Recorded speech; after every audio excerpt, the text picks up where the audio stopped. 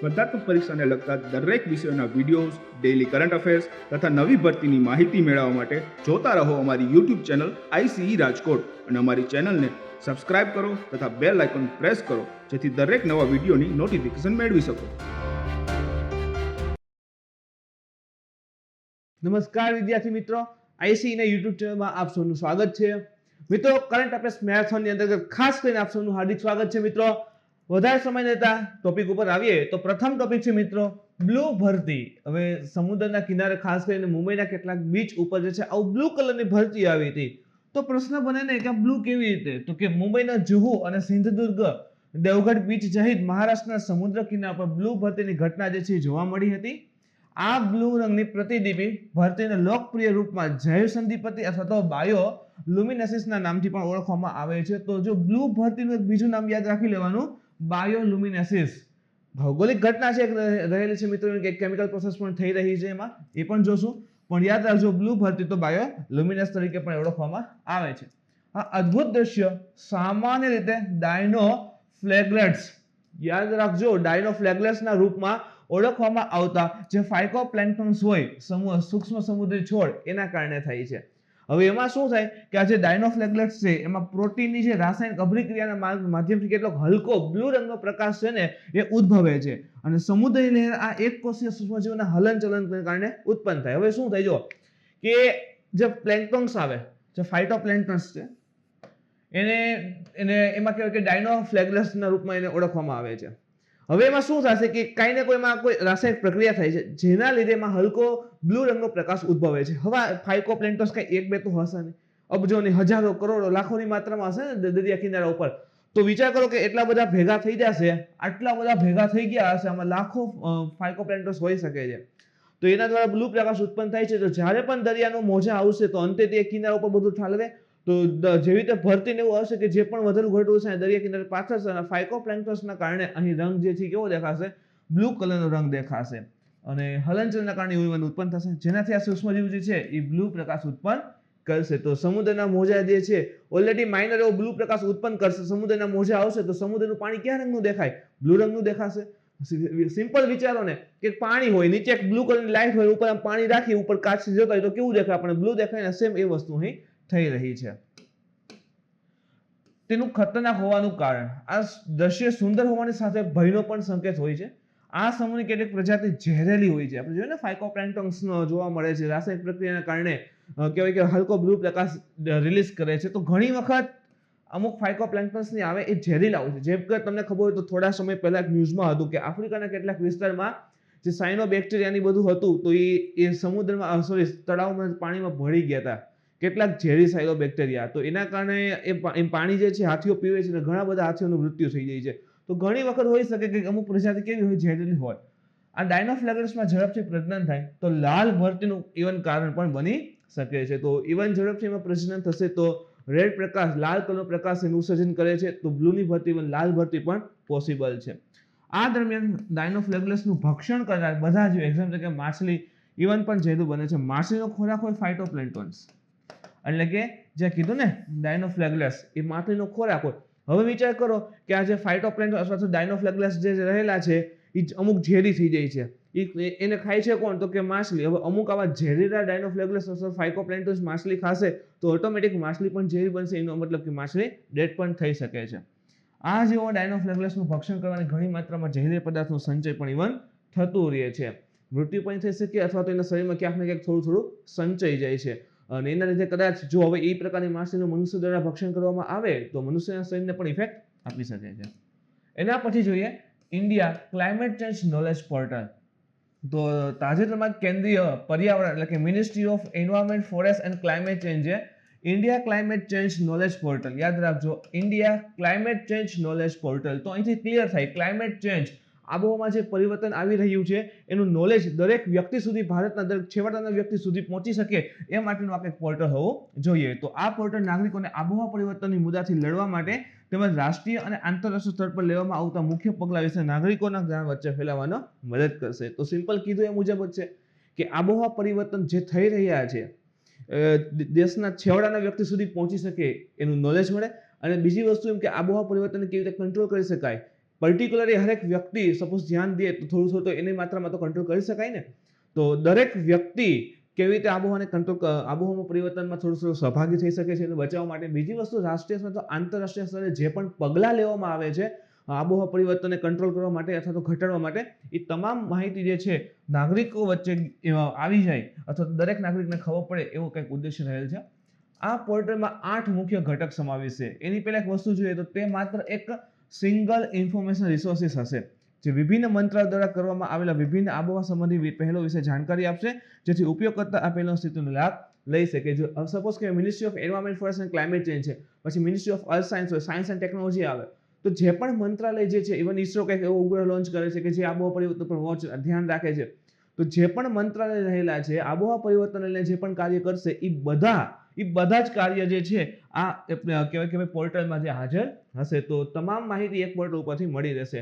Even મિત્રો હવે જો એનો મતલબ એમ થઈ ગયો કે તમે આપણે મેઇન્સની તૈયારી કરતા હોય તો આ પોર્ટલની વિઝિટ કરતી રહેવાની, એથી ઘણો બધો ડેટા મળે. આ પોર્ટલમાં સમાવિષ્ટ 8 મુખ્ય ઘટક છે. એક છે ભારતની આબોહવાની પ્રોફાઇલ, રાષ્ટ્રીય નીતિ જાચો, ભારતનું રાષ્ટ્રીય સ્તર ઉપર નિર્ધારિત યોગદાન, અનુકૂલન સંબંધિત કાર્યવાહી, શમન ક્રિયા, દ્વિપક્ષીય તથા બહુપક્ષીય સહયોગ એટલે કે નેશનલ અથવા તો ઇન્ટરનેશનલ ઉપર સહયોગની વાત છે, આંતરરાષ્ટ્રીય જળવાયુ વાર્તા, પેરિસના ક્લાઇમેટને છે ને એ મુજબ, અને રિપોર્ટ તથા પ્રકાશન. તો આ મુજબ તમે જો તો 8 ઘટકો જે છે આમાં પોર્ટલમાં સમાવિષ્ટ છે.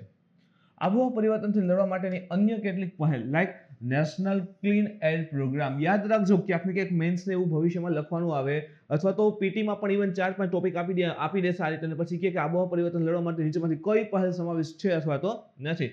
તો national clean air programme, Bharat state 6 norms, યાદ છે ને BS6 નોર્મ્સ, ઉજાલા સ્કીમ છે, આંતરરાષ્ટ્રીય સૌર ગઠબંધન છે ને ઇન્ટરનેશનલ સૌર અલાયન્સ ISA, જળવાયુ પરિવર્તન પર રાષ્ટ્રીય કાર્ય યોજના. તો આ મુખ્ય જે છે કેટલીક પહેલ છે આબોહવા પરિવર્તનથી લડવા માટેની. એના પછી જોઈએ તો પીલીભીત વાઘ અભયારણ્ય, જેને PTR પણ કહીએ છીએ. શા માટે ઇમ્પોર્ટન્ટ છે તો કે PTR અને ઉત્તર પ્રદેશ ફોરેસ્ટ ડિપાર્ટમેન્ટ પીલીભીત વાઘ અભયારણ્ય એન્ડ ઉત્તર પ્રદેશ જે ફોરેસ્ટ ડિપાર્ટમેન્ટ છે એને પ્રથમ વખત આંતરરાષ્ટ્રીય લેવલનો એક એવોર્ડ જેને TX2 એવોર્ડ કહીએ છીએ, TX2 એવોર્ડ જે છે એ પ્રાપ્ત થયો છે. શા માટે પ્રાપ્ત થયો તો કે વાઘોની સંખ્યા જે છે ને એ 10 વર્ષના લક્ષ્યના બદલે એને 4 વર્ષમાં જ વાઘોની સંખ્યા ડબલ થવાના પ્રાપ્ત કરેલ છે. આ અભિયાનની અંતર્ગત વાત ભાઈ થયેલી હતી કે ચલો અમુક એગ્રીમેન્ટ રહેલા છે કે જેના મુજબ જે છે કે વાઘોની સંખ્યા 10 વર્ષે જે છે ડબલ થવી જરૂરી હોય, એમ નજીક પહોંચવાનું હોય, તો એની બદલે આ અભિયાનમાં માત્ર 4 વર્ષના સમયગાળામાં જ પહોંચી ગઈ છે. તો કહી શકાય કે ખૂબ સારી એવી પ્રગતિ કરેલી છે અને વાઘને એના માટેનું પરફેક્ટ રીતે સાબિત થઈ રહ્યો છે. તો એના બદલામાં એને TX2 એવોર્ડ જે છે પ્રાપ્ત થયો છે. ઇવન TX2 પ્રોગ્રામ વિશે પણ માહિતી મળી તો WWF વર્લ્ડ વાઇલ્ડલાઇફ ફાઉન્ડેશન એ 2010માં જે પિટ્સબર્ગ આવેલું છે, તો પિટ્સબર્ગ ટાઈગર સમિટ રશિયા ખાતે થયેલી હતી, એમાં આ લોન્ચ થયેલ છે TX2 પ્રોગ્રામ.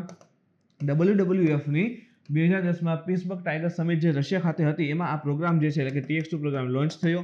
આ પ્રોગ્રામ અંતર્ગત 13 ટાઈગર રેન્જ કન્ટ્રીઝ જે રહેલા છે એમાં વાઘોની સંખ્યા બમણી કરવા માટે આગળ આવી હતી. તો ખાસ કરીને આપણા હિમાલયનની બધા સ્ટેટ રહેલા છે, તો જ્યાં જ્યાં વાઘ મળે છે તો એ પ્રકારના 13 ટાઈગર રેન્જ કન્ટ્રી આગળ આવીને કીધેલું હતું કે 10 વર્ષમાં એની સંખ્યા ડબલ કરશું. પીલીભીત વાઘ અભયારણ્ય વિશે ઇવન માહિતી મેળવી તો ઉત્તર પ્રદેશમાં પીલીભીત, લખીમપુર અને બહેરીન જિલ્લામાં આવેલ છે. હવે આ જિલ્લા શા માટે લખ્યા છે તો કે UPSC આ પ્રકારે પૂછેલા હતા, તો આપણે રિસ્ક નહીં લેવાનું મિત્રો. તો પીલીભીત, લખીમપુર અને બહેરીય જિલ્લામાં આ આવેલું છે. ભારત અને નેપાળની જે બોર્ડર છે એની નજીક છે તથા તેની દક્ષિણી સરહદ જે છે શારદા અને ખાકરા નદીને મળે છે. તો દક્ષિણી સરહદ હોય તો શારદા અને ખાકરા નદીને મળે છે. સપ્ટેમ્બર 2008માં એના અભયારણ્ય ઇવન જાહેર કરવામાં આવ્યું હતું. ઉત્તર પ્રદેશના અન્ય કેટલાક પ્રોટેક્ટેડ એરિયાની વાત કરીએ છે દુધવા રાષ્ટ્રીય ઉદ્યાન, કતરની ઘાટ અભયારણ્ય, એક છે ચંબલ અભયારણ્ય અને એક છે સુર સરોવર પક્ષી અભયારણ્ય. તો આને પણ યાદ રાખજો, યુપીમાં આવેલા છે. એના પછી જોઈએ તો MPLAD, ઇવન UPSCમાં તો આનો પર પ્રશ્ન હતો. ફૂલ ફોર્મ તો member of parliament local area development scheme. તો યાદ રાખજો MPLAD. તાજેતરમાં બોમ્બે ઉચ્ચ ન્યાયાલયે નિર્ણય આપ્યો કે ભાઈ MPLAD છે એટલે કે member of parliament local area development programme અથવા તો સ્કીમ જે છે એને નિલંબિત કરવી તથા તેના પૈસાનો ઉપયોગ કોવિડ-19 લડવા માટે કરવો એ કેન્દ્ર સરકારના અધિકાર ક્ષેત્રમાં આવે છે. ભાઈ એમાં રીટ થઈ ગઈ હતી કે ભાઈ MPLAD જે સ્કીમ છે એના જે પૈસા મળે છે, MP ને જે પૈસા મળે છે એને આપવાના બદલે આ વખતે એવું કર્યું કે જે પૈસા જે કહેવાય ને સાંસદ સભ્યોને મળે છે એના બદલે એ COVID-19 થી લડવા માટે યુઝ કરવામાં આવે, અને આ જે છે એ કેન્દ્ર સરકારના અધિકાર ક્ષેત્રમાં આવશે. સાથે જ COVID-19 એક આપદા છે ને, એક ઇમરજન્સી છે, માટે સરકારને disaster management act, DM act આવે છે, ડિઝાસ્ટર મેનેજમેન્ટ એક્ટ જે રહેલો છે એની મદદ લેવી પડી, અને આ કાયદાને લાગુ કરવો કેન્દ્ર સરકારનો અધિકાર છે. સમજો કે COVID-19 એક પ્રકારની કુદરતી આફત આવી ગયા, તો કુદરતી આફત છે તો ડિઝાસ્ટર મેનેજમેન્ટ એક્ટ સરકારે એની મદદ લીધી, અને એની મદદ મુજબ હવે આ કાયદાનો અમલ કરાવવો અથવા લાગુ કરવું કેન્દ્ર સરકાર પાસે અધિકાર છે. તો કેન્દ્ર સરકારે આના કાયદાને લાગુ કરી દીધો, અને એના મુજબ જે તમે જો તો COVID-19 થી જે લડવાનું હતું તેમાં જે સાંસદ સભ્ય હોય એને જે MPLAD મુજબ જે સહાય આપવામાં આવતી સ્કીમ અંતર્ગત, તો એ સહાય બંધ કરી અને સરકારે કીધું કે આપણે COVID-19 માં લગાવવાના છે પૈસા એમ. યોજનાની શરૂઆત જે છે ડિસેમ્બર 1993 થયેલી હતી. યોજનાનો ઉદ્દેશ્ય જે છે એ સંસદ સદસ્યો માટે સ્થાનીય જરૂરિયાતના આધાર ઉપર સામુદાયિક અવસરચનાઓ સહિત મૂળભૂત સુવિધાઓ એટલે સ્થાયી સામુદાયિક પરિસર સંપત્તિઓનું નિર્માણ કરવા માટે વિકાસાત્મક પ્રવૃત્તિના કાર્યને ભલામણ કરવા હેતુ તંત્ર પ્રદાન કરવાનું છે. બહુ ભયાનક વાક્ય લાગશે પણ સિમ્પલ સમજો ને તો સંસદ સદસ્યો જે રહેલા છે, સંસદ સભ્યો છે, એ પોતાના વિસ્તારની અંતર્ગત ડેવલપમેન્ટ કરી શકે, ઇન્ફ્રાસ્ટ્રક્ચર ડેવલપમેન્ટની ખાસ વાત કરેલી છે, અથવા તો જરૂરિયાતોના આધાર પર સામુદાયિક સંરચનાઓનો મૂળભૂત સુવિધા છે, ફંડામેન્ટલ જે કહેવાય કે નીડ્સ રહેલી છે, મૂળભૂત જેટલી સુવિધાઓ છે, પાયાની જરૂરિયાતો રહેલી છે, એ પ્રકારની જરૂરિયાતો ફૂલફિલ થાય. આના સિવાય નવા ઇન્ફ્રાસ્ટ્રક્ચર ડેવલપમેન્ટ થાય. આ બધાના ડેવલપમેન્ટ માટે કહેવાય કે ભાઈ એને જે સહાય જે છે આપવામાં આવતી હોય છે.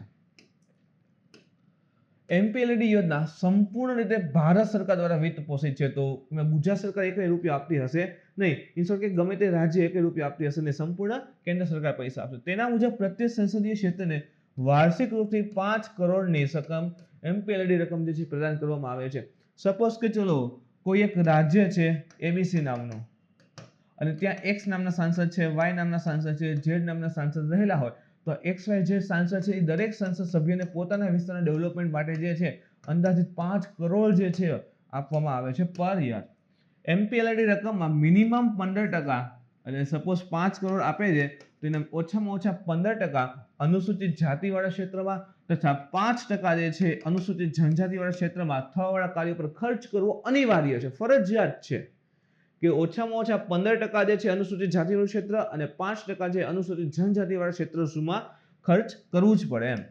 આ યોજના મુજબ સાંસદ નિધિ સીધા જિલ્લા અધિકારીઓને સહાયતા અનુદાનમાં ગ્રાન્ટ ઇન એડના રૂપમાં જાહેર કરવામાં આવે છે. તો જે કહેવાય ને કે જે જિલ્લા અધિકારી હોય, ડિસ્ટ્રિક્ટ કલેક્ટર હોય, તો એને સીધું ગ્રાન્ટ ઇન એડના રૂપમાં એને પ્રાપ્ત થતા હોય છે. અને આ યોજના મુજબ જાહેર થયેલ આ રકમ નોન લેપ્સેબલ હોય છે. નોન લેપ્સેબલ એટલે કે સપોઝ કે આ વર્ષે જે છે એને 5 કરોડ મળેલા છે, એમાંથી 3 કરોડ વાપરે છે, તો બાકી કેટલા રહી ગયા? હજી 2 કરોડ રહી ગયા. તો એવું નહીં કે આવતું નવું વર્ષ આવે એટલે 2 કરોડ સમાપ્ત થઈ જાય, નવા 5 કરોડ આપે. નવા 5 તો આપે પણ આ બે રહેશે, કેટલા થઈ ગયા? તો 7 કરોડ થઈ ગયા. તો હવે એમાંથી યુઝ કરશે એમ. તો નોન લેપ્સેબલ હોય, લેપ્સ થતી નથી જૂની રકમ. એના પછી જોઈએ MQ-9B સી ગાર્ડિયન અનઆર્મ્ડ ડ્રોન. તો અમેરિકા પાસેથી ભાડા પર લેવામાં આવેલા 9B બે લીધેલા છે, 9B સી ગાર્ડિયન અનઆર્મ્ડ ડ્રોન. તો યાદ આવજો ભાઈ, ગાર્ડિયન અનઆર્મ્ડ ડ્રોન જે છે અથવા તો 9B સી ગાર્ડિયન અનઆર્મ એટલે કે એમાં હથિયાર ને એવું નહીં હોય, ખાલી વોચ ને એના માટે. તો અનઆર્મ્ડ ડ્રોન જે છે લીધેલા છે, 2 લીધેલા છે અમેરિકા પાસેથી ભાડે. આવું પૂછી શકે છે કયા દેશમાંથી લીધેલા છે, તો યાદ રાખજો અમેરિકા પાસેથી STM અને એમાં આ પ્રકારના પ્રશ્ન હતા. ડ્રોન આશરે 40 કલાકથી વધુ સમય સુધી 40,000 ફીટની અધિકતમ ઊંચાઈ પર ઉડાન ભરી શકે છે.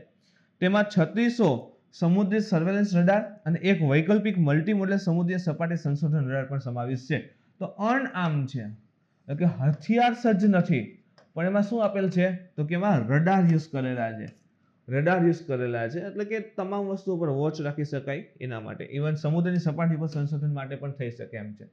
ચાંગી 5 પ્રોબ કોનું છે તો યાદ રાખો, ચીન દ્વારા પ્રક્ષેપિત કરવામાં આવેલ એક માનવ રહિત અંતરિક્ષ યાન છે.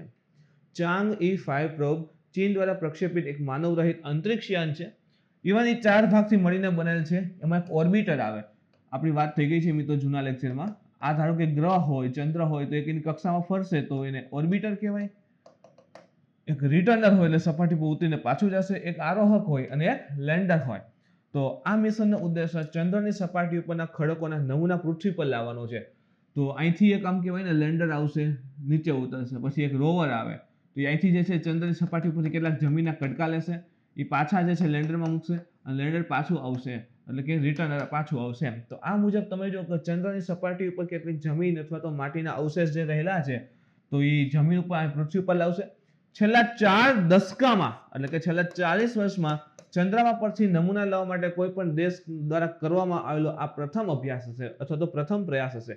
છેલ્લા 4 દશકામાં, એવું નથી પ્રથમ વખત, 40 વર્ષમાં છેલ્લે આવું પ્રથમ વખત ચીન કરી રહ્યું છે કે ભાઈ ચંદ્રની સપાટી ઉપર ઉતરી નથી, જમીન લઈ અને પૃથ્વી ઉપર આવશે. 1960 અને 70ના દશકમાં યુએસએ અને સોવિયત સંઘની સફળતા બાદ ચીન ચંદ્ર નમૂના લાવવાવાળો ત્રીજો દેશ બનશે. તો ઓલરેડી 2 યુએસ અને રશિયા છે અને ચીન જે છે ત્રીજો બની શકશે. નેગેટિવ યીલ્ડ બોન્ડ, હવે શું છે, હવે તાજેતરમાં ચીન દ્વારા પ્રથમ વખત આ નેગેટિવ યીલ્ડ બોન્ડ જે છે એ જાહેર કરાયા હતા, જેની ખાસ કરીને યુરોપના રોકાણકર્તાઓ ખરીદી કરી હતી. તો સિમ્પલ છે ભાઈ, એક વાક્ય લખેલું છે, જ્યારે બોન્ડની કિંમત વધે તો બોન્ડ યીલ્ડ ઘટે છે. હવે બોન્ડ યીલ્ડ શું હોય છે સરળ ભાષામાં સમજીએ. સપોઝ કે સરકારને પૈસાની જરૂર છે, તો સરકાર શું કરશે, અહીંથી એક કાગળિયો બહાર પાડશે, બોન્ડ હશે, જય ભાષા જણાવવાનું કે આ રીતે અમે જે છે એક બોન્ડ બહાર પાડીએ છીએ અને આ બોન્ડની કિંમત જે છે ફેસ વેલ્યુ એ 100 રૂપિયા રહેલ છે. તમે આ બોન્ડ ખરીદશો તો 10 વર્ષ પછી તમને આના ઉપર જે છે 10% વ્યાજ મળશે, એટલે કે 10 વર્ષ પછી તમે આવશો તો 110 રૂપિયા તમને રિટર્ન થશે. ઓકે, તો આ રીતે બોન્ડ રહેલો છે. ક્લિયર? હવે આમાં શું થાય, બોન્ડ યીલ્ડ એક્ચ્યુઅલી શું હશે? સપોઝ કે હવે કોઈ બોન્ડ ખરીદવા વાળા જ નથી, કોઈ લોકો પાસે પૈસા જ નથી, 100 રૂપિયા નથી, તો હવે શું થશે, બોન્ડ તો સરકારે છાપી નાખ્યા, હવે શું કરશે, બોન્ડ કોઈ ખરીદતું નથી, સરકાર એમ કે ચલો ભાઈ આ 100 રૂપિયાનો બોન્ડ છે ને, કાંઈ વાંધો નહીં, હાલો ભલે અહીંયા ભલે 100 લખ્યા પણ મારે તમને દેવો છે 90 રૂપિયામાં જ દેવો છે, તો કિંમત શું છે, ઘટી ગઈ ને. ઓકે, તો અહીંયા જય ભાષા આખો બોન્ડ જ હશે, 100 રૂપિયા બદલે સરકાર એને 90 માં વેચતી હશે અને કહેશે કે 10 વર્ષ પછી આવજો ને 110 રૂપિયા લઈ જાજો. તો જે આ બોન્ડ ઉપર જે વ્યાજ મળ્યું ને, અહીં જો 100 ઉપર 10 મળે છે, અહીંયા 90 ની સાપેક્ષે તમે 100 ની 20 રૂપિયા વધારે મળે છે, તો આને આપણે કહીએ છીએ bond yield. Bond yield, bond ઉપર જે વ્યાજ મળ્યું 10%, એને કહે છે બોન્ડ યીલ્ડ. હવે અહીંયા પોઝિટિવ છે, જો અહીંયા તમને એકચ્યુઅલી બોન્ડની કિંમત હતી એના કરતાં પણ વધારે અને જે આ મળવાના હતા એના કરતાં પણ વધારે લાભ થાય છે, તો બોન્ડ યીલ્ડ પોઝિટિવ છે. હવે નેગેટિવ બોન્ડ યીલ્ડ એટલે શું થાય, સપોઝ કે ચલો આ બોન્ડ જાહેર કરે છે આ રીતે અને ખરીદવા વાળા ધારો કે આવા 10 જ બોન્ડ જાહેર કર્યા અને ખરીદવા વાળા 10,000 છે, તો ઓટોમેટિક આ બોન્ડની કિંમત શું થશે, ખૂબ જ ભયાનક રીતે વધી જશે. અહીંયા ભલે 100 રૂપિયા લખ્યા પણ એ બોન્ડ કેટલા વેચાશે, 120 રૂપિયા વેચાતો હશે. વિચાર કરો, 120 માં વેચાશે. તો હવે સપોઝ કે ચલો અને સરકાર એવું કહે છે કે હવે આ બોન્ડ ઉપર જે છે અમે 30% વ્યાજ આપવાના છીએ, તો 100 ઉપર 30% એટલે 10 વર્ષ પછી 130 રૂપિયા મળશે. હવે ખરીદે તો કેટલામાં, 120 રૂપિયામાં, મળ્યા કેટલા, 130, એટલે કે ખાલી 10 રૂપિયા જ મળ્યા ને, મળવા કેટલા છે તો 30 રૂપિયા. શા માટે આવું થયું, તો કે ભાઈ બોન્ડ લેવા વાળા બહુ વધારે હતા, તો જે કહેવાય ને કે એની ફેસ વેલ્યુ હતી એના કરતાં એની વેલ્યુ વધી ગઈ, તો એના માટે જે મળવા જોઈએ 30 રૂપિયા એના કરતાં 10 જ મળ્યા, એટલે આ નેગેટિવ બોન્ડ યીલ્ડ છે. અને એમ પણ થાય કે તો શું કામ લોકો 100 રૂપિયા બદલે 120 ના બોન્ડ કહે છે, તો મિત્રો અલગ અલગ એના ઘણા રીઝન હોઈ શકે. ઇન્વેસ્ટ કરવા, એક ટ્રેડેબલ ઇન્સ્ટ્રુમેન્ટ હોય તો ઇન્વેસ્ટ, મોટા મોટા વેપાર કરતા હશે આમાં ઇન્વેસ્ટ કરતા હોય પૈસા, ઇવન આના આધારે એને લોન પણ મળતી હોય છે. તો આ રીતે જે છે આખી નેગેટિવ બોન્ડ રહેલી છે. તો ચીને પ્રથમ વખત જાહેર કર્યા તો 100 રૂપિયાનો બોન્ડ હશે તો ખરીદવા વાળા બહુ વધારે, તો 120 માં વેચાઈ જાય અને એને કીધું કે 30% વ્યાજ 10 વર્ષ પછી આપશું, તો 10 વર્ષ પછી 130 જ આવે, તો એનો ફાયદો માત્ર 10 રૂપિયા જ થયો. પણ આ જે બોન્ડ છે ને એક પ્રકારનું ઇન્વેસ્ટમેન્ટ થઈ ગયું, આના આધારે ઇવન લોન પણ મળી જાય છે. તો that is called negative bond yield. એના પછી જોઈએ તો ઈસરોનું શુક્રયાન. ઈસરો દ્વારા પ્રસ્તાવિત શુક્રયાન મિશન માટે અંતરિક્ષ આધારિત 20 પ્રાયોગિક પ્રસ્તાવની જે છે પસંદગી ઇવન કરવામાં આવેલી હતી. મિશનની અંતર્ગત શુક્રયાનનો 4 વર્ષ સુધી અભ્યાસ કરવામાં આવશે, શુક્ર ગ્રહનો 4 વર્ષ સુધી અભ્યાસ કરવામાં આવશે અને એના પછી જે છે ભાઈ શુક્રયાન માટેનું આખું મિશન જે છે કમ્પ્લીટ થશે. શુક્ર ગ્રહની બનાવટ, પરિક્રમણ સપાટીનો વિકાસ તથા ગ્રીન હાઉસ સંકલ્પનાઓ, સપાટીની વિશેષતા તથા પ્રક્રિયાઓ, એક્ઝામ્પલ સપાટીની વિશેષતા કે ક્રેટર હોય, કોઈ જ્વાળામુખી છે કે શું બધું એમ, શુક્રના વાયુમંડળનું ઘૂર્ણન તથા વિકાસ અને સૌર વિકિરણ સૌર પવનો વિશે અભ્યાસ કરવો. હવે ભવિષ્યમાં ઈસરો જે છે શુક્રયાન મોકલશે તો એનો ઉદ્દેશ શું હશે, કે આ બધા ઉપર ફોકસ હશે. ભાઈ ઇન શોર્ટ કે શુક્ર ઉપર જે પણ વસ્તુ છે, વાતાવરણ લઈ લ્યો, જમીન લઈ લ્યો, ભૂતકાળનો ઇતિહાસ લઈ લ્યો, કેવી રીતે બનેલ છે, આ તે બધી જ માહિતી થોડું ઘણું વાયુમંડળ છે તો એનો વિકાસ પણ કેવી રીતે થયો, શા માટે થોડું ઘણું છે, તો બધી ઘટના ઉપર ધ્યાન રાખીને ઈસરો જે છે રિસર્ચ કરશે. અને ભવિષ્યમાં જે શુક્રયાન હશે એને લોન્ચ કરશે GSLV મેક 2 રોકેટ દ્વારા પ્રક્ષેપિત કરવાની યોજના ઇવન ઈસરો જે છે કીધેલી છે. એના પછી જોઈએ તો કમ્યુનિટી કોલ્ડ બ્લડ બેન્કિંગ. હવે આ શું છે સિમ્પલ ભાષામાં સમજવું હોય તો કે 2017માં લાઇફસેલ દ્વારા એક શરૂ કરવામાં આવેલી સ્ટેમ સેલ બેન્કિંગ. હવે લાઇફસેલ નામ છે એક સંસ્થાનું, એના દ્વારા એક બેંક શરૂ કરવામાં આવી, સ્ટેમ સેલ બેન્કિંગ શરૂ કરવામાં આવી.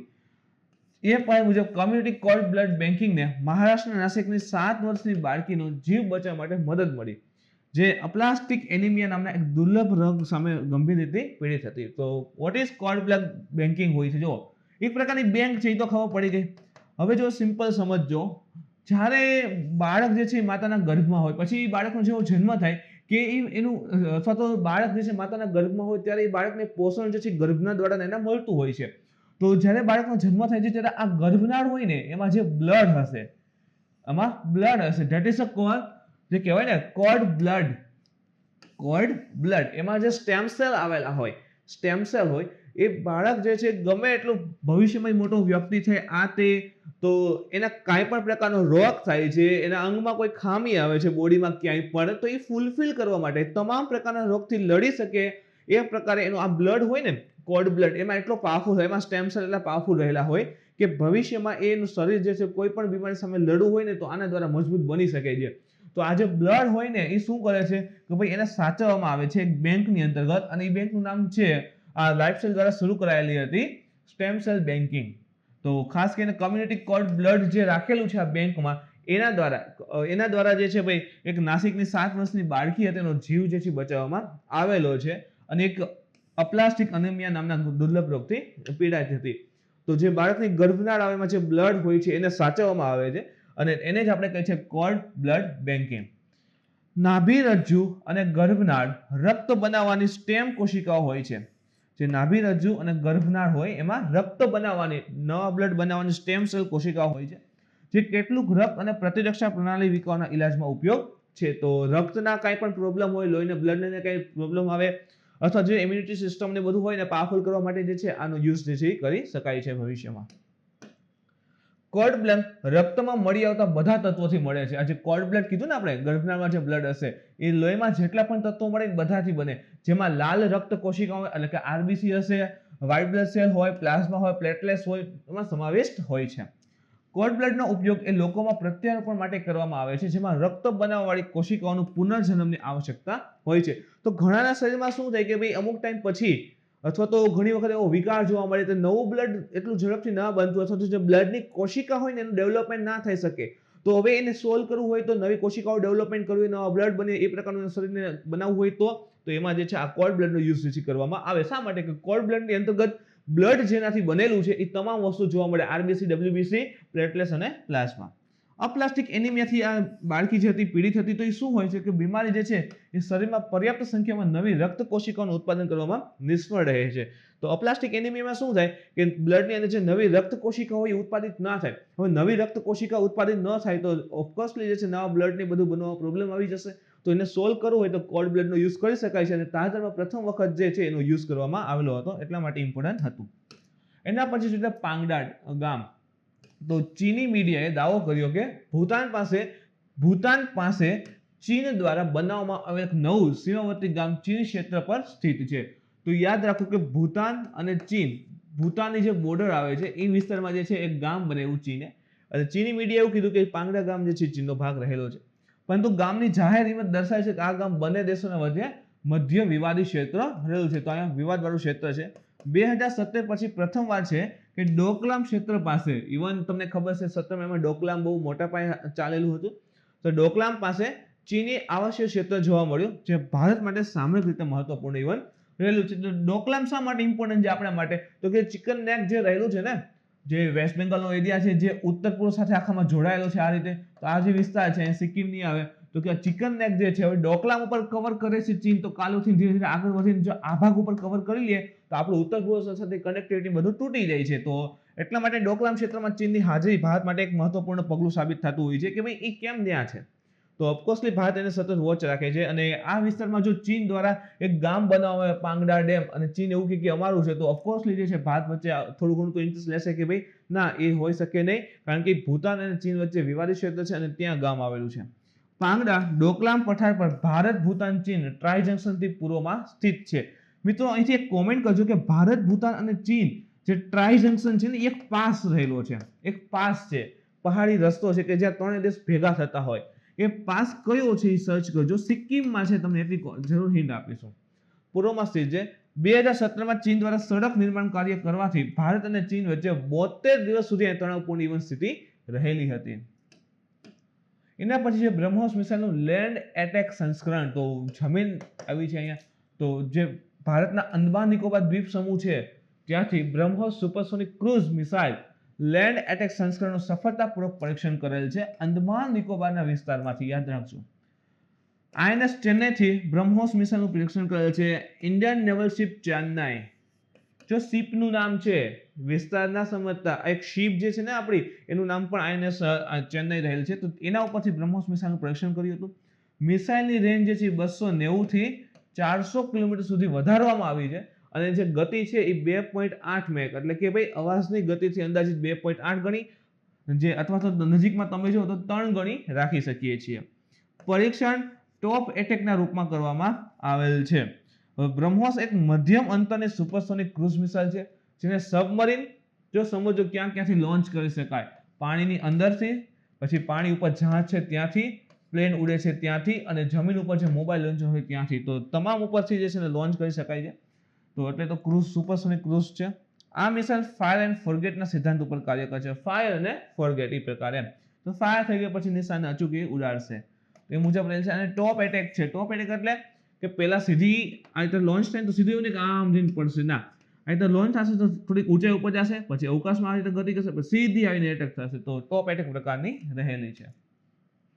ડીપ ઓશન મિશન, જેની વાત ઇવન બજેટમાં પણ કરેલી છે, અંદાજિત 4000 કરોડ જે છે બજેટમાં ફાળવેલા છે.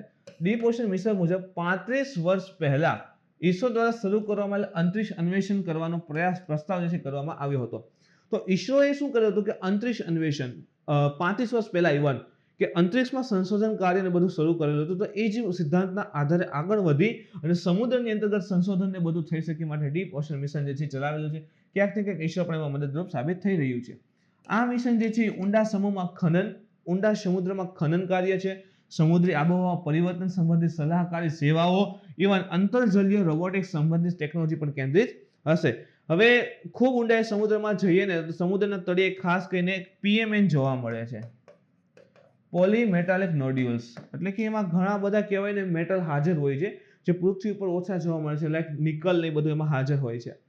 તો હવે ખનન કાર્ય કહું છું તો પાવડો કોદાળી લઈને જવા ન હોય કે ચલો ભાઈ સમુદ્ર ખોદવો છે, એટલે ત્યાં ભાઈ એડવાન્સમેન્ટ, ટેકનોલોજી એડવાન્સમેન્ટ જોઈએ તો ટેકનોલોજી પર કેન્દ્રિત છે. ઇવન પછી સમુદ્રી આબોહવા પરિવર્તન આવી રહ્યા છે ગ્લોબલ વોર્મિંગને કારણે, એના પર ફોકસ છે, અને ઊંડા સમુદ્રમાં ખનન. તો આ તમામ વસ્તુને ધ્યાનમાં રાખી અને ડીપ ઓશન મિશન જે ચલાવે છે, ઇવન સમુદ્રનું જે તળ છે ને એનું આખું પરીક્ષણ કરવું છે કે ભાઈ કયા પ્રકારે શું રહેલું છે.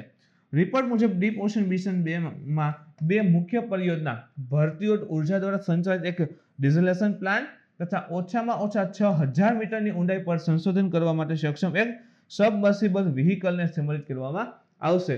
તો કહેવાય ને કે ભાઈ ઊંડાઈ ઉપર આપણે સંશોધનને બધું કરવું પડશે ને, દરિયાના તળિયાને ખોદીને એમાંથી ધાતુ કાઢવી છે, તો ત્યાં સંશોધન તો કરવું પડશે. એવું નહીં કે જ્યાં મજા આવે ત્યાં ખોદ નાખો ધાતુ મળશે. તો એ માટે કંઈક ને કંઈક ટેકનોલોજી જોશે. તો એક પ્રકારનું જે છે સબમર્સિબલ વ્હીકલ જે છે, સબમર્સિબલ ટાઈપનું એક વ્હીકલ હશે, સંશોધન કરશે, ડ્રિલિંગ કરશે, ત્યાંથી વસ્તુ બધું બહાર કાઢશે, તો એ ડેવલપ કરશે. અને એક છે ડિસેલેશન પ્લાન્ટ, ભારતીય ઉર્જા દ્વારા સંચાલિત એક પ્લાન્ટ હશે ડિસેલેશન પ્લાન્ટ, એની પણ સ્થાપનાની વાત અહીં કરેલી છે. આ મિશન ભારતના વિશાળ વિશેષ આર્થિક ક્ષેત્ર સ્પેશિયલ ઇકોનોમિક ઝોન રહેલા છે અને જે કોન્ટિનેન્ટલ શેલ્ફ ખંડીય છાજલી. હવે ખંડીય છાજલી શું હોય છે તો કે સમુદ્ર એકચ્યુઅલી આ રીતે હોતો નથી, યાદ રાખો, સમુદ્ર આ રીતે હોય અને આ વિસ્તારમાં પાણી ભરેલું. તો આ જે વિસ્તાર છે ને ખંડીય છાજલી કહેવાય છે. સીધું એવું નહીં કે આમ કે ઢાળ જ આવી જાય, સીધું એવું હોતું નથી. તો ખંડીય છાજલી હોય ત્યાં વધારે જે છે આ ખનિજોને બધું જોવા મળતું હોય છે. તેમાં સંશોધન કરવા સંબંધિત પ્રયોગોને પ્રોત્સાહિત કરશે. જે પૃથ્વી ઉપર જે કહેવાય ને ક્રૂડ ઓઇલ, પેટ્રોલિયમ મળે છે ને, લગભગ 90% પેટ્રોલિયમ આ ખંડીય છાજલીવાળા વિસ્તારમાં મળે છે. આ યોજના ભારતને મધ્ય હિન્દ મહાસાગરના બેઝિનમાં સંસાધનોના દોહન કરવાની ક્ષમતા વિકસિત કરવા માટે સક્ષમ બનાવશે. હવે તમને ખબર છે સ્પેશિયલ ઇકોનોમિક ઝોન ને બધું. હવે અપ ટુ 200 નોટિકલ માઇલ. અહીંથી એક પ્રશ્ન છે મિત્રો કે 1 નોટિકલ માઇલ, ચલો હું જ જણાવી દઉં, એટલે 1.85 કિલોમીટર થાય છે. તો અપ ટુ 200 નોટિકલ માઇલ સુધી ભારત જે છે તમામ પ્રકારની ખનન કાર્યવિધિ કરી શકે છે, પણ એની આગળ નહીં, તો પરમિટ લેવી પડે. તો મધ્ય હિન્દ મહાસાગરમાં બેઝિનમાં પરમિટ મળેલી હતી ઇન્ડિયાને, અને એના મુજબ જે છે ત્યાં જે પણ સંસાધનો છે દોહન કરવાની છૂટ જે છે એ મળેલી છે. ભારતને મધ્ય હિન્દ મહાસાગર બેઝિનમાં પર્ટિક્યુલર પીએન આવ્યું ને, પીએમએન જે છે ના સંશોધન માટે સંયુક્ત રાષ્ટ્ર સાગરીય નિર્ણય પ્રાધિકરણ એટલે કે United Nation International Sea Bed Authority for Exploration એના દ્વારા 75,000 સ્ક્વેર કિલોમીટર ફાળવેલ છે. તો આજે UN International Sea Bed Authority for Exploration છે એને ભારતને 75,000 ચોરસ કિલોમીટરનો વિસ્તાર જે છે હિન્દ મહાસાગર મધ્ય હિન્દ મહાસાગરના ક્ષેત્રને આપેલો છે અને કીધું કે અહીંથી જેટલું મળે એટલું તમે ખનન કાર્ય કરી લ્યો. મધ્ય હિન્દ મહાસાગર બેઝિન ક્ષેત્રમાં આયર્ન, જો કઈ કઈ વસ્તુ, આયર્ન, મેંગેનીઝ, નિકલ અને કોબાલ્ટ જેવી ધાતુઓના જે કહેવાય ને ભંડાર રહેલા છે. તો આ નિકલ કોબાલ્ટની અમથે પણ ઓછું મળે છે, તો ઇમ્પોર્ટન્ટ સાબિત થઈ જાય. એના પછી જોઈએ સેન્ટિનેલ-6 ઉપગ્રહ, કોપરનિકસ સેન્ટિનેલ-6 માઇકલ ક્રિલીય ઉપગ્રહનું નિર્માણ જે છે એ મહાસાગરની દેખરેખ માટે કરવામાં આવેલ છે. તો જો આ પૂછી લે સેન્ટિનેલ-6 ઉપગ્રહનું નિર્માણ શા માટે છે, તો સિમ્પલ છે, મહાસાગરોની દેખરેખ માટે. આ મિશનને જેસન કન્ટિન્યુટી ઓફ સર્વિસ અથવા તો જેસન 15 મિશન પણ કહેવામાં આવેલ છે. મિશનને મહાસાગરોની ઊંચાઈ માપવા હેતુ તૈયાર કરવામાં એમ છે કે મહાસાગરની ઊંચાઈ માપવા એટલે શું પર્વત બનવા છે, તો ના, જો ગ્લોબલ વોર્મિંગ થઈ રહ્યું છે તો ગ્લોબલ વોર્મિંગના કારણે ધ્રુવીય પ્રદેશના ધ્રુવોમાં જે પણ બરફ છે પીગળે છે, તો સમુદ્રની સપાટી શું થાય છે, દર વર્ષે વધી રહી છે. તો સમુદ્રની સપાટીમાં જે પણ ઊંચાઈ આવે છે એ માપવા માટે સેન્ટિનેલ-6 કાર્ય કરશે. ઇવન પૃથ્વીના આબોહવામાં થતા પરિવર્તનને સમજવા માટે પણ મહત્વપૂર્ણ ઘટક સાબિત થશે.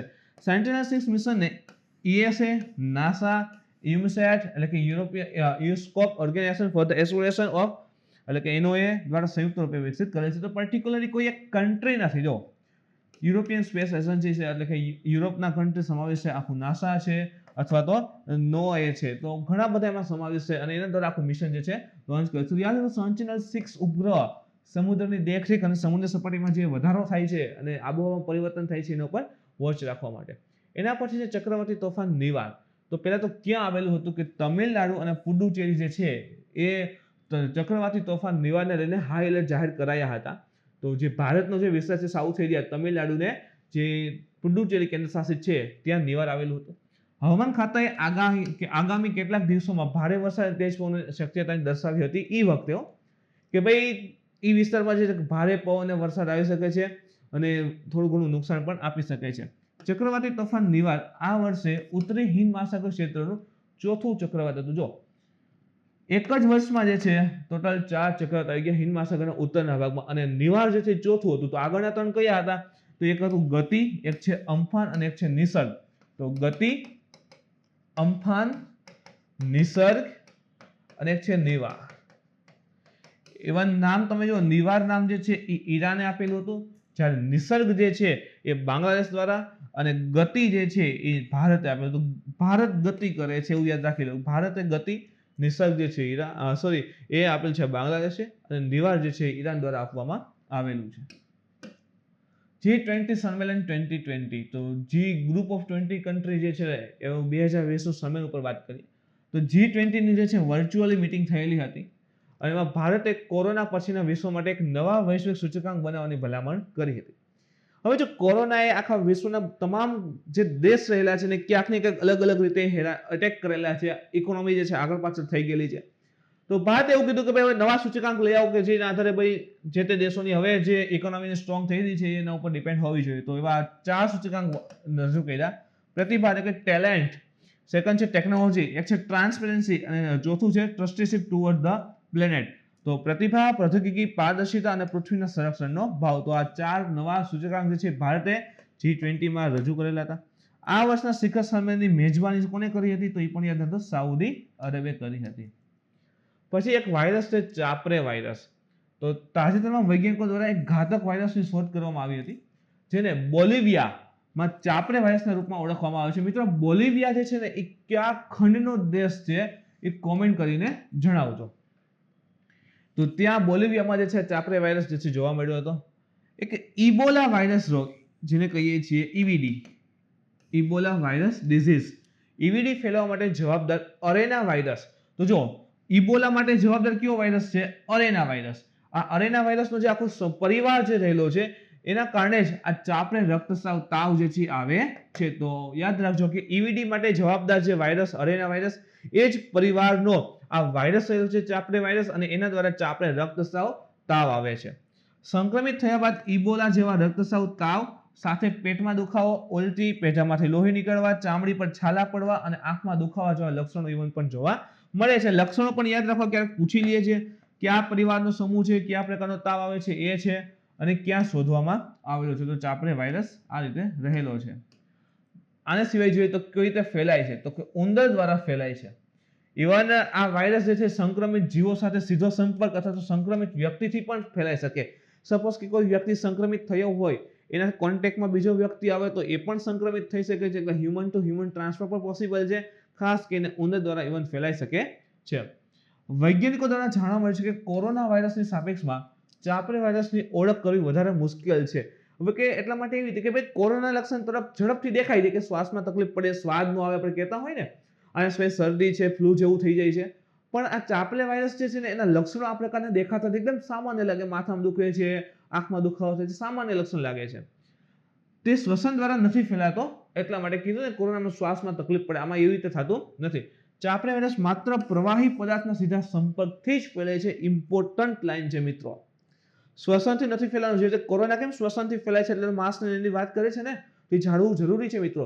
પણ હવે ચાપરે વાયરસ જે છે શ્વસનથી નથી ફેલાતો, માત્ર પ્રવાહી પદાર્થના સીધા સંપર્કથી જીવન ફેલાય છે. આ બીમારીથી સંક્રમિત લોકોની નજીકના સંપર્કના આવનાર પરિવારના સદસ્યો તથા સ્વાસ્થ્ય કાર્યકર્તાઓના સંક્રમિત થવાનો સર્વાધિક જોખમ રહેતો હોય. શા માટે? પ્રવાહી પદાર્થથી ફેલાય છે. તો ઓફકોર્સ જે છે એને ખાવા પીવાનું આપતા હશે તો એના દ્વારા જે છે ટ્રાન્સમિશન જે છે આ વાયરસ ચાપરે વાયરસનું અન્ય વ્યક્તિઓમાં થઈ શકે છે. એના પછી છે વિલ્લો વાર્બ્રર. પેલા તો પ્રશ્ન આવે કે શું છે? તો યાદ રાખજો એક પ્રકારનું પક્ષી છે. દેશમાં જે છે પ્રથમ વખત કેરળના તિરુવનંતપુરમમાં જોવા મળ્યું છે. એટલા માટે ઇમ્પોર્ટન્ટ બન્યું કે દેશમાં પ્રથમ વખત કેરળના જે તિરુવનંતપુરમ છે ત્યાં જોવા મળેલ છે.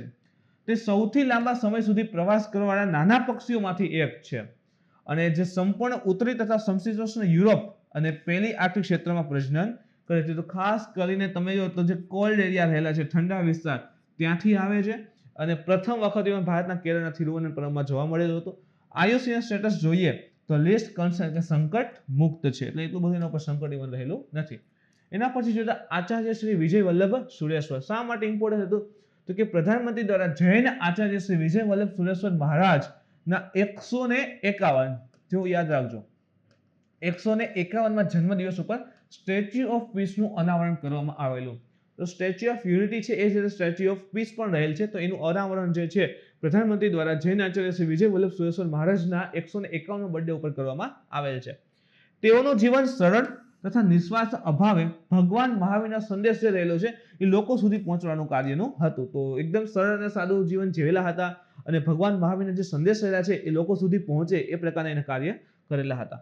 તેઓએ લોકોના ભલા માટે શિક્ષણને ફેલાવવા તથા સમાજમાં રહેલ જે ખોટી કહેવાય પરંપરાઓ છે દૂર કરવા ઉપર સતત કાર્ય કર્યા હતા. હવે જો સમાજ જે છે એને એજ્યુકેટ કરશે, સમાજને શિક્ષણ આપશે, તો ઓટોમેટિક જે પણ ખોટી પરંપરાઓ રહી છે સમાજમાંથી શું થાય? દૂર થાય. તો એના ઉપર પણ એવો ભાર આપતા. ઇવન તેઓ સ્વતંત્રતા ચળવળમાં પણ ભાગ છે લીધેલો હતો. 1906માં શરૂ થયેલા સ્વદેશી આંદોલન યાદ હશે તમને, બિહારના જે કે ભાગલા પાડે છે ને એને લઈને આખું આંદોલન હતું. તો સ્વદેશી આંદોલનને કારણે જે વિદેશી શાળામાંથી બાળકો રાષ્ટ્રીય શાળામાં અભ્યાસ કરે તે માટે આચાર્યશ્રીથી પ્રભાવિત થઈ 50થી વધુ શાળા સ્થપાઈ હતી. તો ઓટોમેટિક સ્વદેશી અપનાવવું હતું ને કે વિદેશનો બહિષ્કાર કરો, વિદેશી વસ્તુનો બહિષ્કાર કરો. તો સ્વદેશી આંદોલન, સ્વદેશી અપનાવવા પર જે ભાર હતો, તો બાળકો જે છે એ રાષ્ટ્રીય શાળામાં અભ્યાસ કરે, દેશની શાળામાં અભ્યાસ કરે, એ માટે આચાર્ય જે છે એને 50થી વધુ શાળાઓની સ્થાપના કરી હતી. હવે મૂર્તિ એ તાજેતરમાં બનાવેલ છે. તો એની વાત કરીએ તો 151 ઇંચ ઊંચી આ પ્રતિમા અષ્ટધાતુમાંથી બનેલ છે, એટલે 8 ધાતુમાંથી બનાવેલ છે, જેમાં સૌથી વધુ તો કોપર રહેલું છે તથા અન્યમાં સોનું, ચાંદી, ટીન, ઝિંક, આયર્ન અને એન્ટીમની એટલે કે મર્ક્યુરી વગેરે રહેલા છે.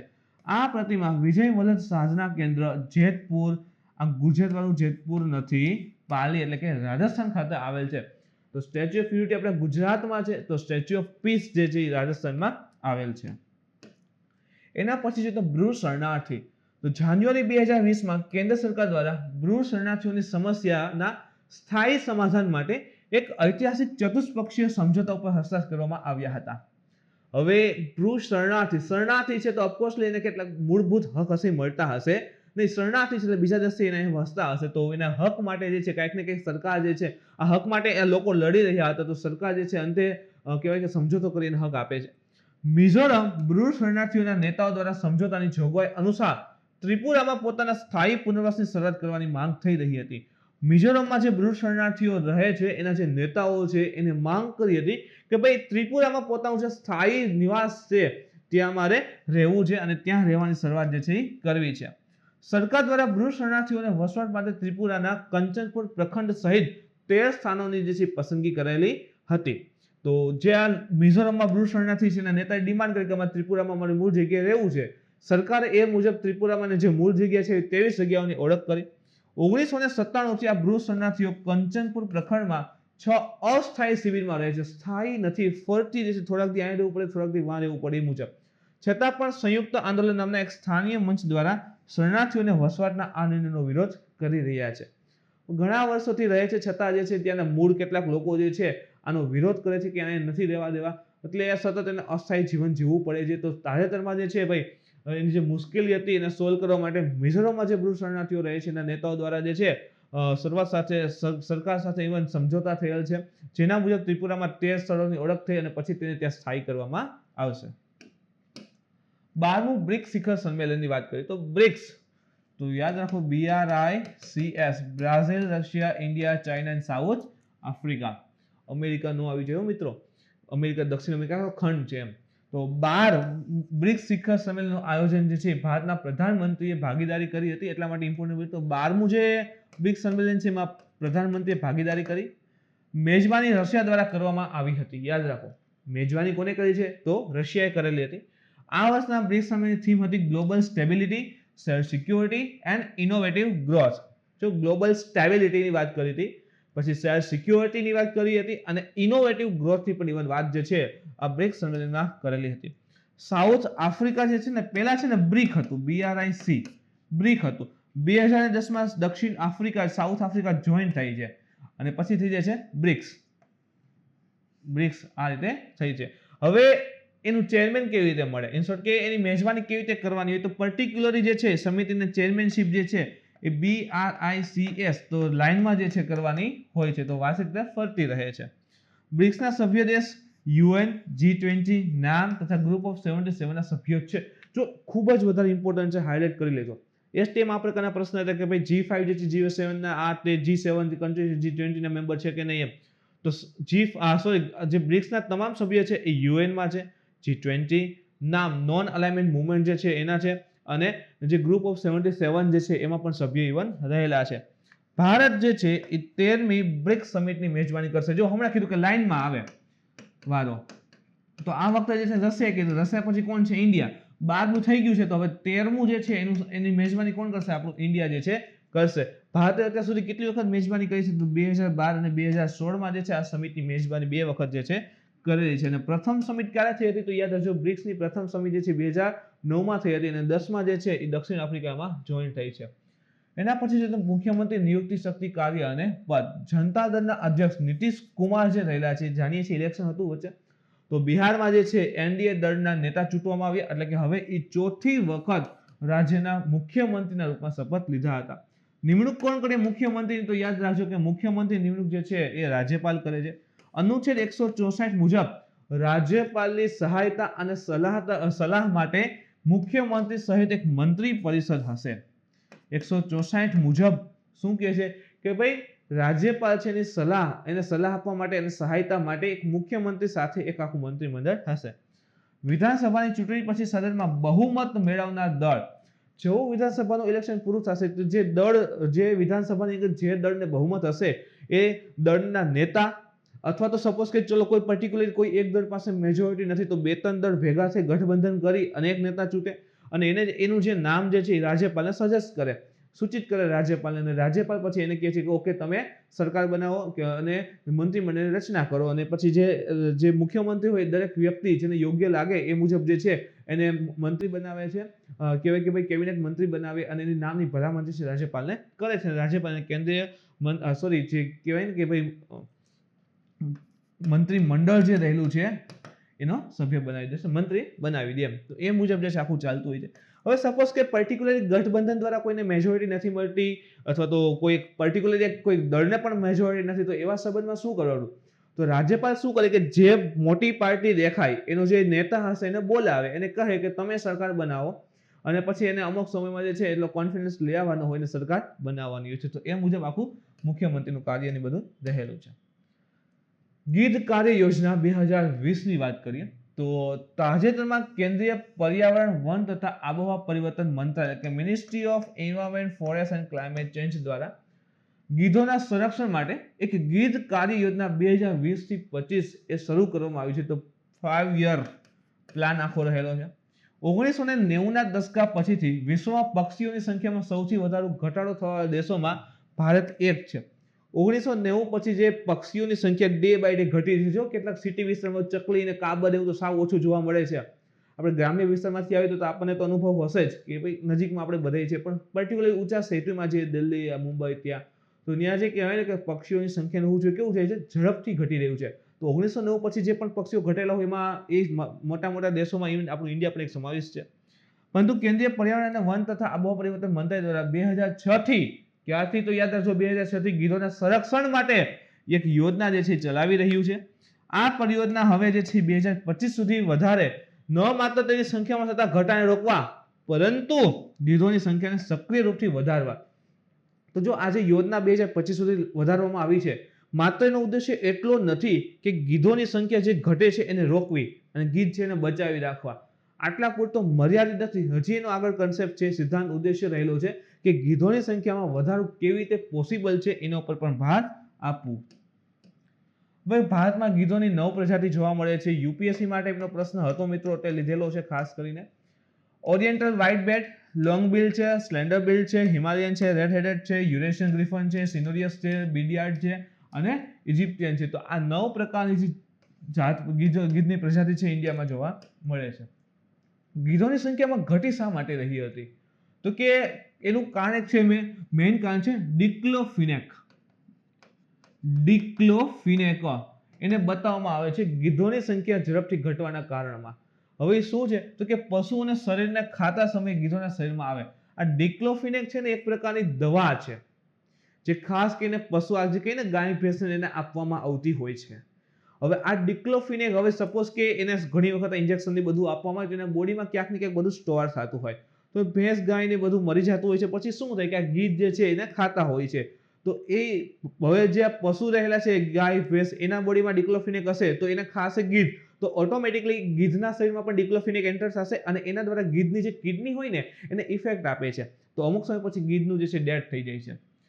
ઇવન પશુ ચિકિત્સામાં ઉપયોગ થતી આ ડિક્લોફિનેકને 2006માં પ્રતિબંધિત કરી તેનો ઉપયોગ મુખ્યત્વે પશુઓના તાવ, સોજા વગેરે માટે જ કરવામાં આવે. હવે દૂધ ઉત્પાદન વધારવા બધે એનો ઉપયોગ થતો, પણ હવે બધું કંટ્રોલ કરી 2006 થી એને કંટ્રોલમાં લાવી દીધું. માત્ર જ્યારે વધારે તાવ અથવા સોજા હોય પશુઓને તો એના સમય જ ખાલી એનો ઉપયોગ કરવામાં આવે છે. ડિક્લોફિનેક દવાના ઝેર સંચયથી ગીધોની કિડની જે છે કામ કરવાનું બંધ કરી દે અને એનાથી એનું મૃત્યુ થઈ જાય છે.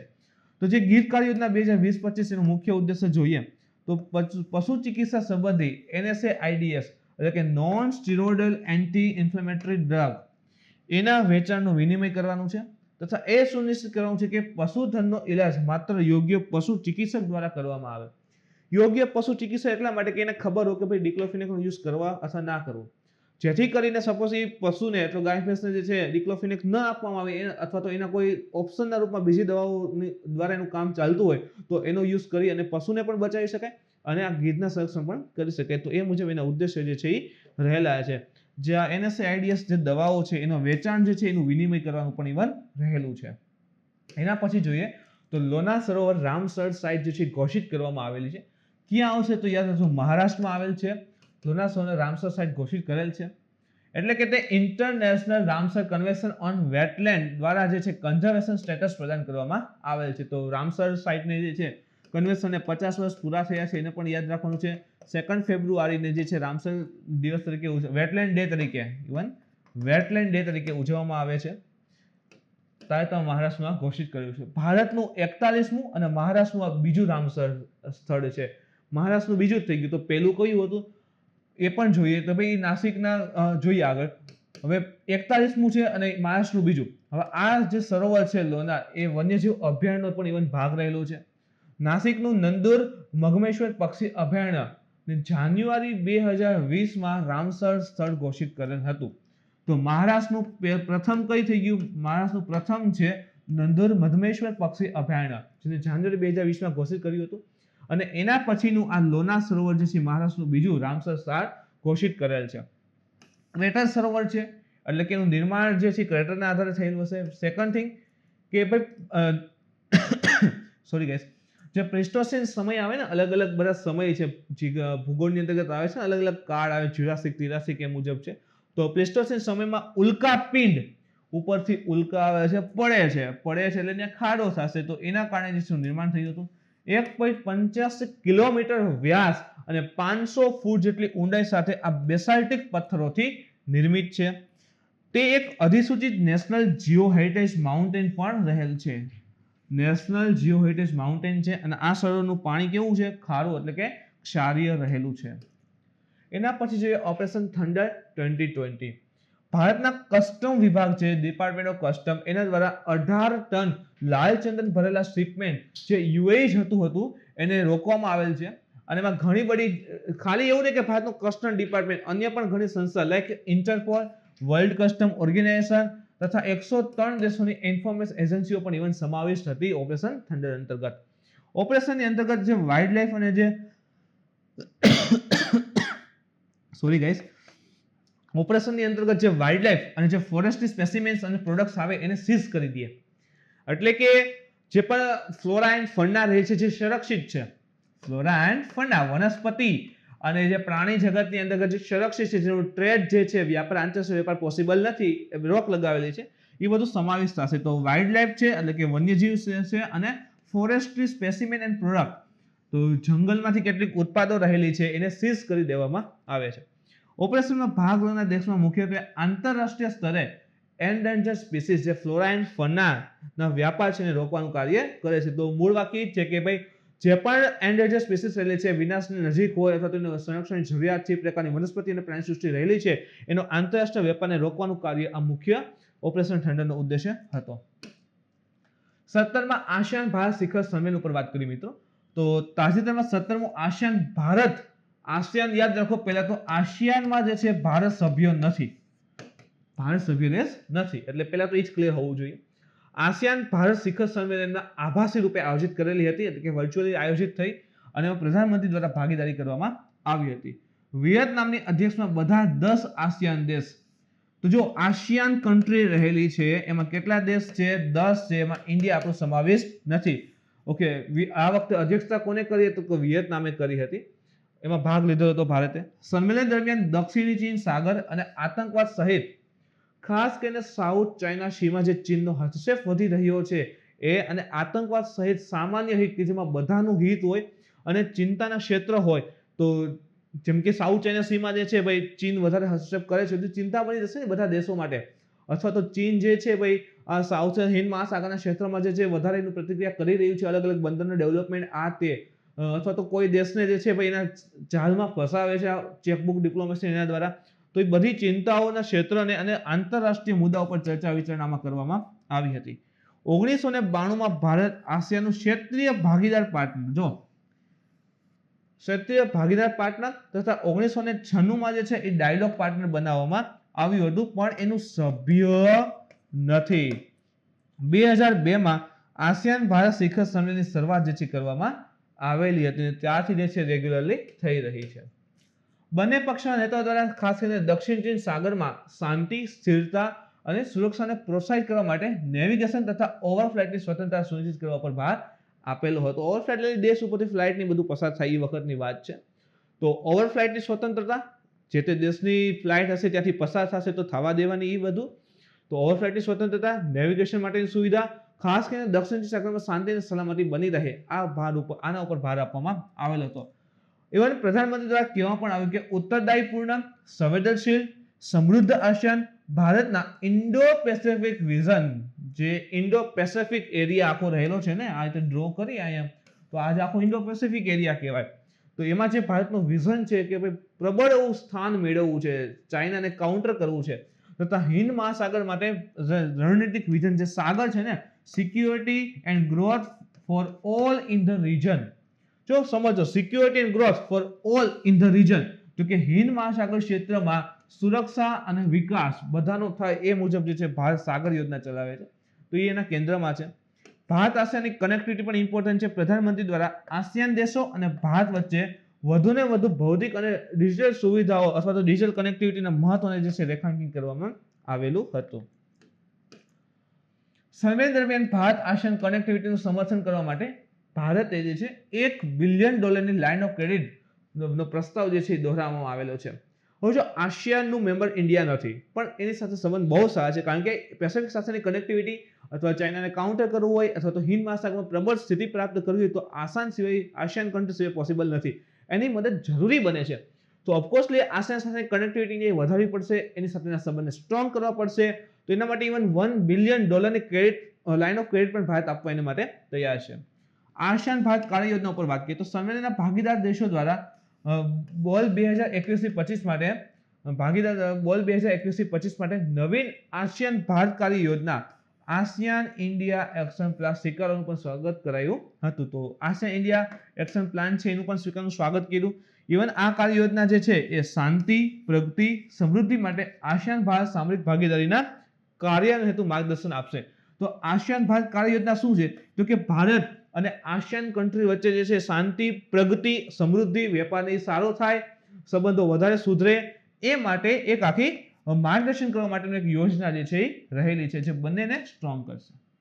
હવે ઉત્તરાખંડમાં હિમદીપડાની જે છે પ્રથમ વખત ગણના કરવામાં આવી હતી, તો ટોપિક ઇમ્પોર્ટન્ટ છે. ભારતે હિમદીપડાની વસ્તીની પ્રથમ ગણતરીની શરૂઆત ઇવન કરેલી છે. આ ગણતરી ભારતમાં હિમદીપડાની આબાદી વાળા, તેના રહેણાંક, જો એની સંખ્યા, એના રહેણાંક વિસ્તાર ક્યાં ક્યાં છે, એના પર શું ખતરા છે અને એની સ્થિતિનું એક વૈજ્ઞાનિક અનુમાન જે છે પ્રસ્તુત કરશે. તો જે વિસ્તારમાં રહે છે એ વિસ્તારનો કંઈક ખતરો હોય તો તે ખાસ કરીને આ હિમદીપડા છે એની જે રહેવાની જગ્યા છે ને બહુ ખતરામાં હોય છે, ઊંચાઈ ઉપર એવી રીતના હોય છે. તો એની જે આવાસીય વિસ્તાર છે એના ઉપર ખતરા અને સંખ્યા કેટલી છે એના ઉપર આખો પ્રસ્તુત હશે. લદ્દાખ, હિમાચલ પ્રદેશ, ઉત્તરાખંડ, જમ્મુ અને કાશ્મીર, સિક્કિમ તથા અરુણાચલ પ્રદેશ એના મુખ્ય રહેણાંકના પ્લેસ રહેલા છે. યાદ કરજો મિત્રો, આવી ગયું છે. અહીં તવાંગ આવે છે, લાહુલ સ્પીતિ બધું આવશે. 3 વર્ષ પૂર્વે કરવામાં આવેલ રહેણાંક આધારિત અનુમાન મુજબ 3 વર્ષ પૂરા ખાલી રહેણાંક માટે સર્વે થયો હતો. એમાં અંદાજે 3000 થી 5000 મીટર ની મધ્ય ઊંચાઈ ઉપર 628 હિમદીપડા જોવા મળ્યા હતા. તો 3000 થી 5000 જેટલી ઊંચાઈ ઉપર કીધું હતું ને, આની પહેલા લેક્ચરમાં પણ આવી ગયું છે. 3 થી 5 કિલોમીટર ઊંચાઈ વાળો જે વિસ્તાર હશે ત્યાં જોવા મળે, સામે તો તળેટી પાસે હોતા નથી. તો આટલી ઊંચાઈ ઉપર અંદાજે 628 હિમદીપડા જોવા મળ્યા હતા. હિમદીપડાનું આયુષ્યન સ્ટેટસ છે વલ્નરેબલ. એના પછી વાત કરીએ પન્ના બાયોસ્ફિયર રિઝર્વ. તો તાજેતરમાં યુનેસ્કોનું ફૂલ ફોર્મ શું છે મિત્રો, એક કોમેન્ટ કરીને જણાવજો. એનું હેડક્વાર્ટર ક્યાં છે એ પણ કોમેન્ટ કરજો. તો તાજેતરમાં યુનેસ્કોએ પોતાના વર્લ્ડ નેટવર્ક ઓફ બાયોસ્ફિયર રિઝર્વમાં, જે world network of biosphere reserve છે એમાં પન્ના બાયોસ્ફિયર રિઝર્વને જે સમાવિષ્ટ કરેલ છે, એટલે કે PRB એમાં સમાવિષ્ટ થયેલ છે. તો પ્રશ્ન આવી શકે, યુનેસ્કો દ્વારા પોતાના વર્લ્ડ નેટવર્ક ઓફ બાયોસ્ફિયર રિઝર્વમાં તાજેતરમાં કોને સમાવેશ કરેલ છે? તો પન્ના બાયોસ્ફિયર રિઝર્વને. PRB જે છે પંચમઢી અને અમરકંટક પછીનો બાયોસ્ફિયર રિઝર્વમાં સમાવેશ થનાર મધ્યપ્રદેશનું 3જું સ્થાન છે. તો મધ્યપ્રદેશમાં મુખ્ય ઓલરેડી 2 જે છે આમાં સમાવેશ છે. કયું? તો એક આવશે પંચમઢી અને સેકન્ડ છે અમરકંટક. બંને આવે છે કે મધ્યપ્રદેશમાં, અને ત્રીજું બની ગયું છે પન્ના બાયોસ્ફિયર રિઝર્વ. પન્ના અને પન્ના જે છે આ બાયોસ્ફિયર રિઝર્વ એ પન્ના અને છતરપુર જિલ્લામાં છે. ઇવન પન્ના તમને ખબર હશે તો ડાયમંડ માટે પણ પ્રખ્યાત છે. ભારતમાં હીરા જે છે પન્નામાંથી મળે છે. તે મધ્યપ્રદેશના ઉત્તર ભાગમાં વિંધ્યા પર્વતશ્રેણીમાં સ્થિત છે. આવો પ્રશ્ન હમણાં પૂછેલો તો પર્વતશ્રેણીના ક્યાં આવેલા છે, એટલા માટે લખેલું છે કે પન્ના બાયોસ્ફિયર રિઝર્વ છે એ વિંધ્યા પર્વતમાળા છે એમાં સ્થિત છે. કેન નદી જે છે એ આ રિઝર્વના મધ્યમાંથી વહે છે, તથા એક પ્રોજેક્ટ છે કેન બેતવા નદી જોડો પરિયોજના, એટલે કે કેન બેતવા નદી ઇન્ટરલિંક પરિયોજના, એ પણ આમાં સમાવેશ છે ક્લિયર? તો આ થોડુંક વિવાદ એટલા માટે હતો કે કેર અને બેતવાને જોડશે ને તો આ જે પન્ના બાયોસ્ફિયર જે છે ને કેટલો ભાગ ડૂબી જશે. વિચાર કરો, બે નદી ભેગી થઈ તો પાણી તો વધવાનું જ છે, તો ઘણો બધો આ પન્નાનો ભાગ જે છે ડૂબે છે. તો થોડુંક વિવાદમાં હતું, એટલા માટે એ પણ યાદ રાખજો. 2020માં યુનેસ્કોના જે Man and Biosphere Reserve Programme છે એમાં પણ આ પન્ના બાયોસ્ફિયર રિઝર્વ જે છે સમાવિષ્ટ થયેલું હતું. એના પછી છે INS વાગીર. ભારતીય નૌસેનાની કલવરી શ્રેણીની જે 5મી ડીઝલ ઇલેક્ટ્રિક એટેક સબમરીન, મેં તમને આની વાત કરી છે, એક ડીઝલ પાવર હોય અને એક આવે છે ન્યુક્લિયર પાવર હોય. તો આપણી પાસે મોસ્ટ ઓફલી ડીઝલ પાવર છે. તો ડીઝલ ઇલેક્ટ્રિક એટેક સબમરીન જે INS વાગીર છે ને એને મુંબઈના મઝગાંવ ડોક પર લોન્ચ કરવામાં આવેલ છે. આ શ્રેણીની અન્ય સબમરીન લાઈક INS કલવરી છે, INS ખંડેરી છે, INS કરંજ. જો આ કરંજ જે છે એ હમણાં જ તાજેતરમાં જ જે છે લોન્ચ થઈ છે. INS વેલા છે, INS વાઘશીર છે. તો એ પણ આ બધી શ્રેણી છે એ પણ યાદ રાખજો. સબમરીનની આ શ્રેણીમાં ડીઝલ ઇલેક્ટ્રિક ટ્રાન્સમિશન સિસ્ટમ છે અને હન્ટર કિલર છે. જે પણ શિકારી હશે એને ખાઈ જશે એમ. તો સામેવાળું જે પણ આપણે એટેક કરવા આવશે એને બરબાદ કરી દે મુજબ. ખાસ કરીને યુગ જે છે એન્ટી વોરશિપ અને એન્ટી સબમરીન અભિયાન, જે સામેવાળા દેશની જે છે વોરશિપ, જે કહેવાય ને યુદ્ધના જહાજો રહેલા હોય એ ઉડાડવા, એની સબમરીન ઉડાડવા, ખુફિયા જાણકારી મેળવવા, એટલે કે જાસૂસી માટે, ઇવન વોચ રાખવા માટે, ધ્યાન રાખવા માટે અને સમુદ્રમાં માઇન્સ પાથરવા માટે પણ આનો યુઝ જે છે એ થઈ શકે છે. જ્યારે મિત્રો હમણાં થોડાક પહેલા સમયમાં INS કરંટ જે છે એ કરંટમાં આવી હતી ત્યારે બધી જ વસ્તુ એક એકને સમજાવેલી છે. INS સબમરીનને પ્રોજેક્ટ 75 અંતર્ગત છે નિર્મિત કરેલ છે અને ડિઝાઇન જે છે સ્કોર્પિયન શ્રેણીની સબમરીન પર આધારિત છે. તો પ્રોજેક્ટ 75 શું છે એ પણ મેં ઓલરેડી જે છે આ લેક્ચરમાં INS જે કરંટ જેમાં સમજાવેલું છે. તો આ પ્રોજેક્ટ 75 અંતર્ગત આ INS Calvary, INS Khanderi, INS Karanj, INS વેલા અને INS વાઘશી છે એ બનાવવાની છે. એનું નિર્માણ તો યાદ રાખજો મુંબઈમાં સાર્વજનિક ક્ષેત્રના શિપ બિલ્ડર મઝગાંવ ડોક લિમિટેડ, જેને MDL કહીએ છીએ, એના દ્વારા બનાવવામાં આવે છે. હવે કાંઈક ને કંઈક નામ કેવી રીતે આવે છે, જેમ કે કલવરી છે તો ટાઈગર શાર્ક ઉપરથી છે, વાગીર છે એનું નામ એક શિકારી સમુદ્રી પ્રજાતિ સેન્ડ ફિશ જે રહેલી છે એના ઉપરથી રખાયેલ છે. ખંડેરી જે છે INS ખંડેરી એ છત્રપતિ શિવાજી દ્વારા નિર્મિત એક દ્વીપ કિલ્લો, ટાપુ ઉપર કિલ્લો, એના ઉપરથી રાખવામાં આવ્યું છે, જેમાં તેઓની નૌસેનાએ મહત્વપૂર્ણ ભૂમિકા નિભાવી હતી અને એનું નામ હતું ખંડેરી. એના ઉપરથી આવે છે INS ખંડેરી. કરંજ તો મુંબઈના દક્ષિણમાં સ્થિત એક દ્વીપના નામ ઉપરથી INS કરંજ જે છે નામ રાખવામાં આવેલું છે. એના પછી જો સરના આદિવાસી માટે એક ઝારખંડમાં પૃથક ધાર્મિક કોડની વાત કરી છે. તો ઝારખંડ સરકાર દ્વારા સરના ધર્મને માન્યતા આપવા માટે, સરના જે ધર્મ છે એને માન્યતા આપવા માટે 2021ની જે હવે વસ્તી ગણતરી થવાની છે, પ્રથમ વખત ડિજિટલ રહેશે. તો એ વસ્તી ગણતરીમાં એક પૃથક કોડના રૂપમાં એક નવો ધર્મ, એનું નામ છે શરના, ઉમેરવા માટે કેન્દ્ર સરકારને જે છે એક યાચિકા જે છે, ઇવન કહેવાય કે ફરફરિયું પ્રસ્તાવ જે છે એ મોકલેલો છે. સરના ધર્મના વિશ્વાસનું મૂળ તત્વ, એટલે કે એક કહેવાય ને અત્યારે છે ને 6 અલગ અલગ વસ્તી ગણતરી છે ને ત્યારે 6 મુખ્ય ધર્મ દેખાય છે અને એના અંતર્ગત જે છે વ્યક્તિ નોમિનેટ કરતો હોય કે અમે આને ફોલો કરીએ છીએ, અમે આને ફોલો કરીએ છીએ. તો ઝારખંડ એવું કીધું કે હજી એક એમાં ઉમેરો અને એનું નામ છે શરના. આ સરના ધર્મ છે એનું મૂળ શેમાં છે તો કે જળ, જંગલ અને જમીન. તો કાંઈક ને કંઈક કુદરત સાથે જોડાયેલ છે, કુદરતની રક્ષા માટે જોડાયેલ છે. ઇવન એ તેના અનુયાયી વૃક્ષો અને પહાડીઓની પૂજા કરે છે. તો જે પણ સરના ધર્મને ફોલો કરે છે વૃક્ષ અને પહાડની પૂજા કરે છે અને જળ, જંગલ અને જમીન સાથે જોડાયેલા છે, કુદરત સાથે જોડાયેલા છે. તો વન ક્ષેત્રની રક્ષાને પણ એના ઉપર ડિપેન્ડ છે કે વન ક્ષેત્રમાં રક્ષા પણ કરશે. 2011ની વસ્તી ગણતરી થઈને એ વખતે દેશમાં આશરે 50 લાખ આદિવાસીઓએ પોતાના ધર્મને સરના ધર્મ ઘોષિત કર્યો હતો. પણ ગણતરીમાં આવો કોઈ કોડ જ હતો નહીં. હવે વસ્તી ગણતરીમાં આવો કોઈ કોડ જ નહોતો, પણ 50 લાખ જેટલા આદિવાસીઓએ કીધું કે અમે તો સરના ધર્મ ફોલો કરીએ છીએ. ગણતરીમાં એવું કંઈ હતું જ નહીં. જો કેન્દ્ર નવા સરના ધર્મને મંજૂરી આપે તો 2021માં જે વસ્તી ગણતરી થશે એમાં નવા ધર્મને જે સ્થાન આપવામાં આવશે. હાલમાં વસ્તી ગણતરી ક્ષેત્રમાં નાગરિક માત્ર 6 ધર્મો કયા કયા છે? હિન્દુ, ઈસાઈ, ઇસ્લામ, શીખ, બૌદ્ધ અને જૈન. યાદ રાખો, હિન્દુ, ઈસાઈ, ઇસ્લામ, શીખ, બૌદ્ધ અને જૈન. તો આમાંથી કોઈ એકને પોતાનો ધર્મ ઘોષિત કરવાનો હોય છે, પણ સરના જે છે અંદાજિત 50 લાખ આદિવાસીઓ ઘોષિત કરેલો હતો, એટલા માટે ઝારખંડનો પ્રસ્તાવ જે છે મૂકેલો છે. એના પછી છે અમુર બાજ. તો મણિપુર રાજ્ય સરકારે સતર્કતા જાળવવા અમુર બાજના સંરક્ષણ માટે એક જાગૃતિ અભિયાન જે છે શરૂ કરેલું હતું. તો મણિપુર રાજ્યે અમુર બાજની રક્ષા માટે એક જાગૃતિ અભિયાન શરૂ કર્યું. હવે એ માટે શા માટે? અમુર બાજ છે ને વિશ્વનું સૌથી લાંબુ અંતર કરવાવાળું પક્ષી છે, સૌથી વધારે લાંબુ અંતર કાપે છે અને તે પોતાના પ્રજનન અને શીતકાલીન વિશ્રામ સ્થળના મધ્ય યાત્રા કરતા પ્રતિવર્ષ ઓછામાં ઓછું 20 કિલોમીટર અંતર કાપે છે. તો નોર્થ સાઇડ થી આવે છે, ઓફકોર્સ ઠંડા વિસ્તારમાંથી આવતું હશે શિયાળાની દરમિયાન, તો શું થાય છે કે વિસ્તારમાંથી આપણા ભારત ઉપર થઈ અને આગળ જતા હોય છે, તો પોતાના પ્રજનન સ્થળ અથવા તો વટેવાની જે મૂળ જગ્યાએ જાય છે, તો એ સમય દરમિયાન ઓછામાં ઓછું 20,000 કિલોમીટરનું અંતર જે છે એ કાપે છે. શીતકાળ હોય, શિયાળ હોય, તો ત્યારે આ પ્રવાસ કરતું જે સર્બિયા અને ચીનથી લઈ અને દક્ષિણ આફ્રિકા તરફ પોતાનો પ્રવાસ કરે છે, ત્યારે પૂર્વોત્તર ભારતમાં વિશ્રામ કરે છે. તો જે સર્બિયા અથવા તો સાઇબેરિયા કહીને, તો રશિયા, ચીન અને ત્યાંથી લઈ ડ્રો કરીએ તો રશિયા, ચીન આખા વિસ્તારથી લઈ અને આ રીતે ગતિ કરે છે. અહીંયા દક્ષિણ અમેરિકા, અહીંયા આપણું ઇન્ડિયા રહેલું છે, આ ચીન છે, સાઇબેરિયા છે.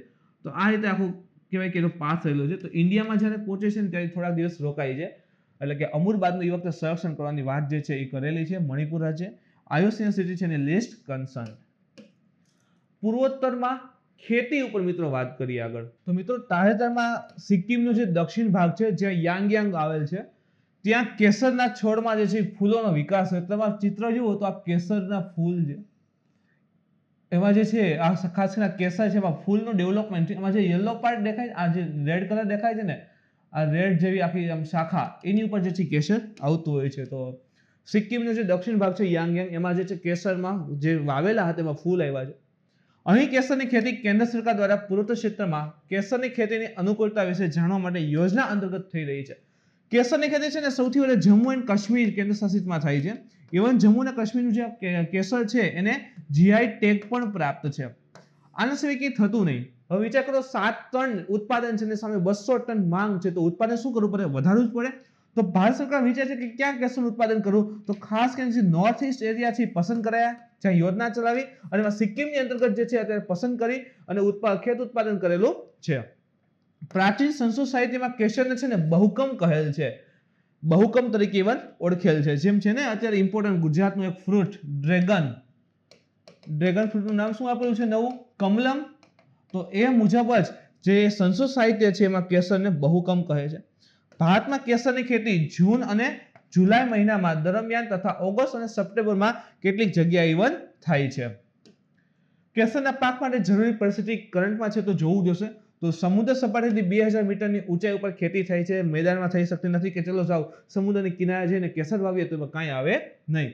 અલગ અલગ પ્રકારની જમીન યોગ્ય છે, ચાલે અલગ અલગ પ્રકારની જમીન. સૌથી વધારે સારી કઈ છે તો કે કેલ્સિયસ એટલે કે કેલ્શિયમ કાર્બોનેટની માત્રા વધારે હોય તેવી.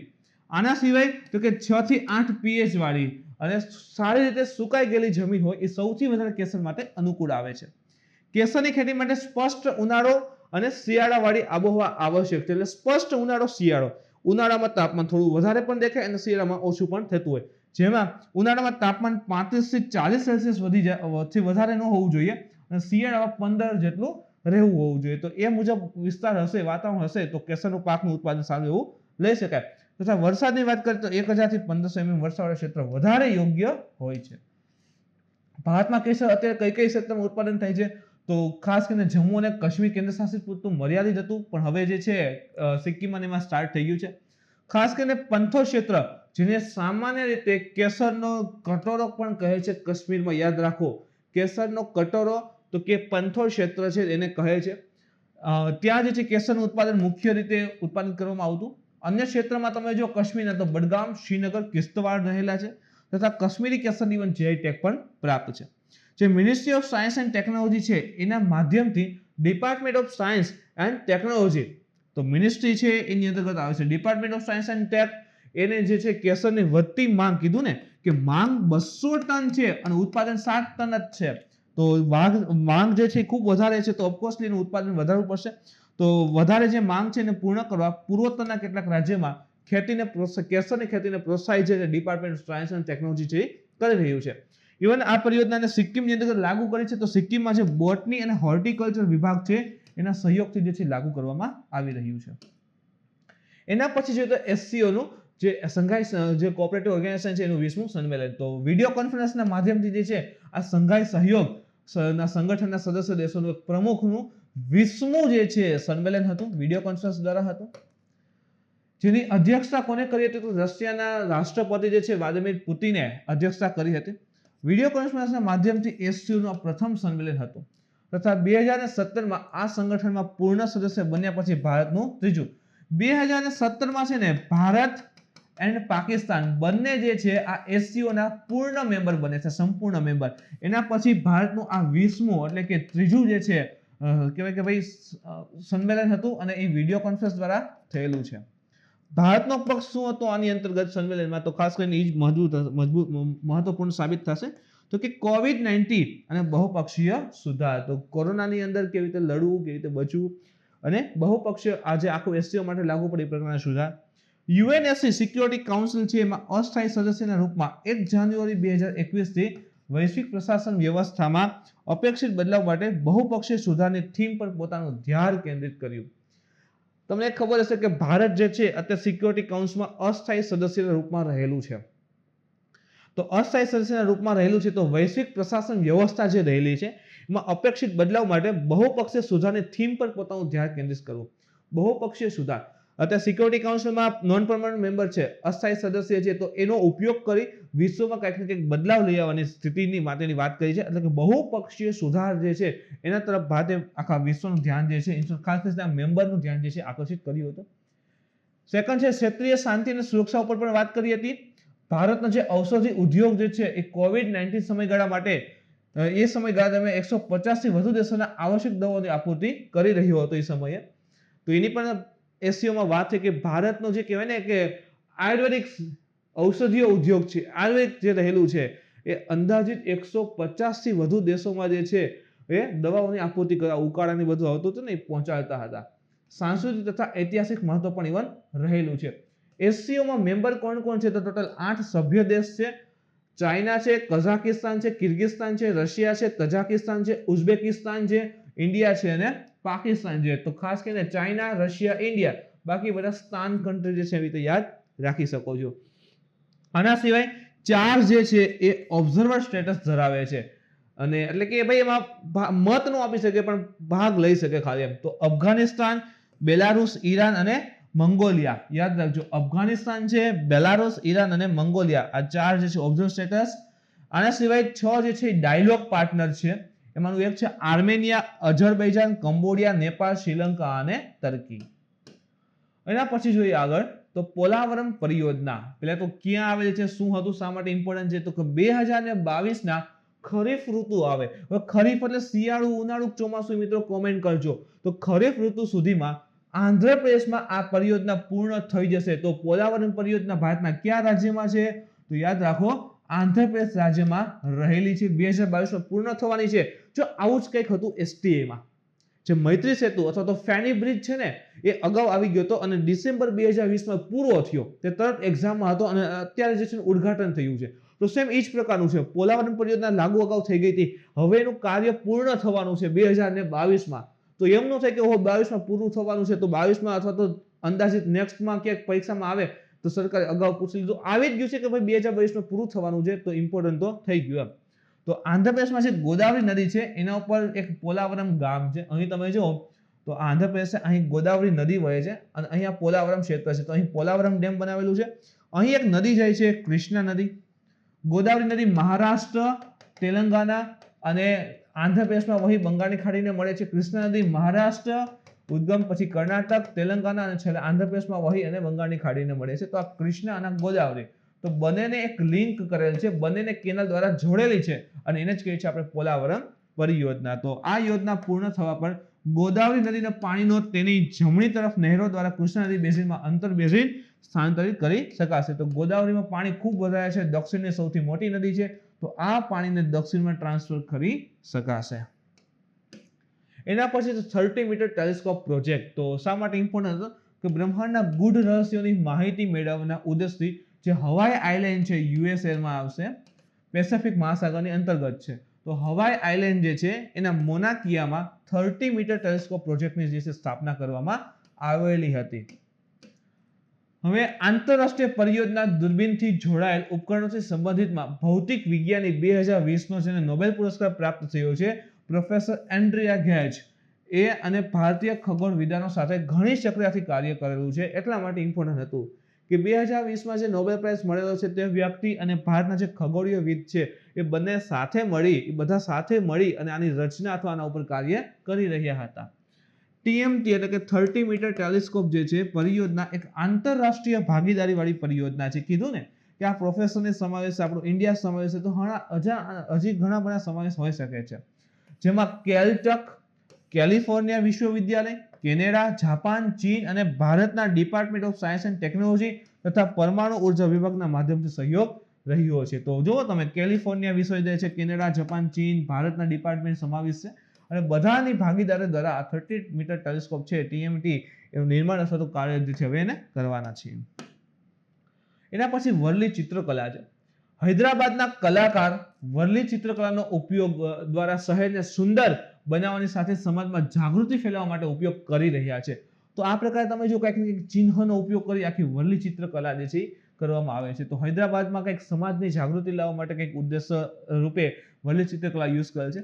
એનો સંબંધ એટલે કે વર્લી ચિત્રકલાનો સંબંધ ખાસ કરીને તમે જો તો મહારાષ્ટ્રના વર્લી વિસ્તાર સાથે છે અને એટલે જ એનું નામ જે છે એ વર્લી ચિત્રકલા આવેલું છે. વિકાસ આશરે 10મી ઈસુ પછીની 10મી સદીમાં થયેલ છે. કોન્ટ્રાસ્ટ ખૂબ જ વધારે સારો હોય એટલે કે ચિત્રમાં નામાંકિત આવૃત્તિઓનો ઉપયોગ કરવામાં આવે, જેમ કે આવું જીરો જેવું દેખાય, ગોળ દેખાય તો એ સૂર્ય અથવા ચંદ્ર દર્શાવે, ત્રિકોણ જેવું દેખાય તો પર્વત દર્શાવે, સ્ક્વેર જેવું દેખાય તો મુખ્ય વિસ્તાર હોય, પછી મનુષ્ય હોય તો આ રીતે દર્શાવેલ છે, બે ઊંધા ત્રિકોણ, તો આ મનુષ્ય તમે જો આ મુજબ. તો અલગ અલગ જે છે ચિત્રમાં આ પ્રકારના જે કહેવાય ને શાઇન આકૃતિ છે એનો ઉપયોગ કરવામાં આવે છે. હવે વર્લી ટ્રાઇબ વિશે પણ ભણીએ તો ઇન્ડિજિનસલી ટ્રાઇબ્સ છે કે મૂળ અહીંની જ પ્રજાતિ રહેલી છે. મહારાષ્ટ્ર અને ખાસ કરીને ગુજરાતનો જે કોસ્ટલ વિસ્તાર છે અથવા પહાડી વિસ્તાર છે ત્યાં વસવાટ કરે છે. વર્લી ભાષાનો ઉપયોગ કરે છે. એની ભાષા કઈ છે તો વર્લી ભાષા છે, પણ એ લખી શકાતી નથી. જુઓ, કોઈ વર્લી ભાષા જે છે એની લિપિ જે લખી શકાય છે તો કે ના, ખાલી એ બોલી શકાય છે, એટલે કે ઇન્ડો આર્યન ભાષામાંથી એ રહેલી છે. એના પછી છે તો પક્કે વાઘ અભયારણ્ય.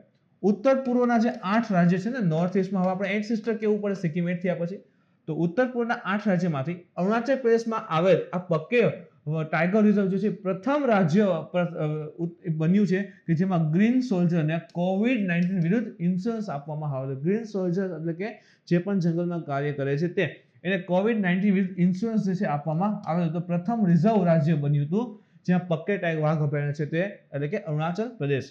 તો પક્કે વાઘ અભયારણ્ય અને પાખુઈ વાઘ અભયારણ્ય પણ કહે છે. તો જો યાદ રાખજો, પક્કે અને પાખુઈ તે પૂર્વ હિમાલયના બાયોડાયવર્સિટી હોટસ્પોટમાં સમાવેશ છે.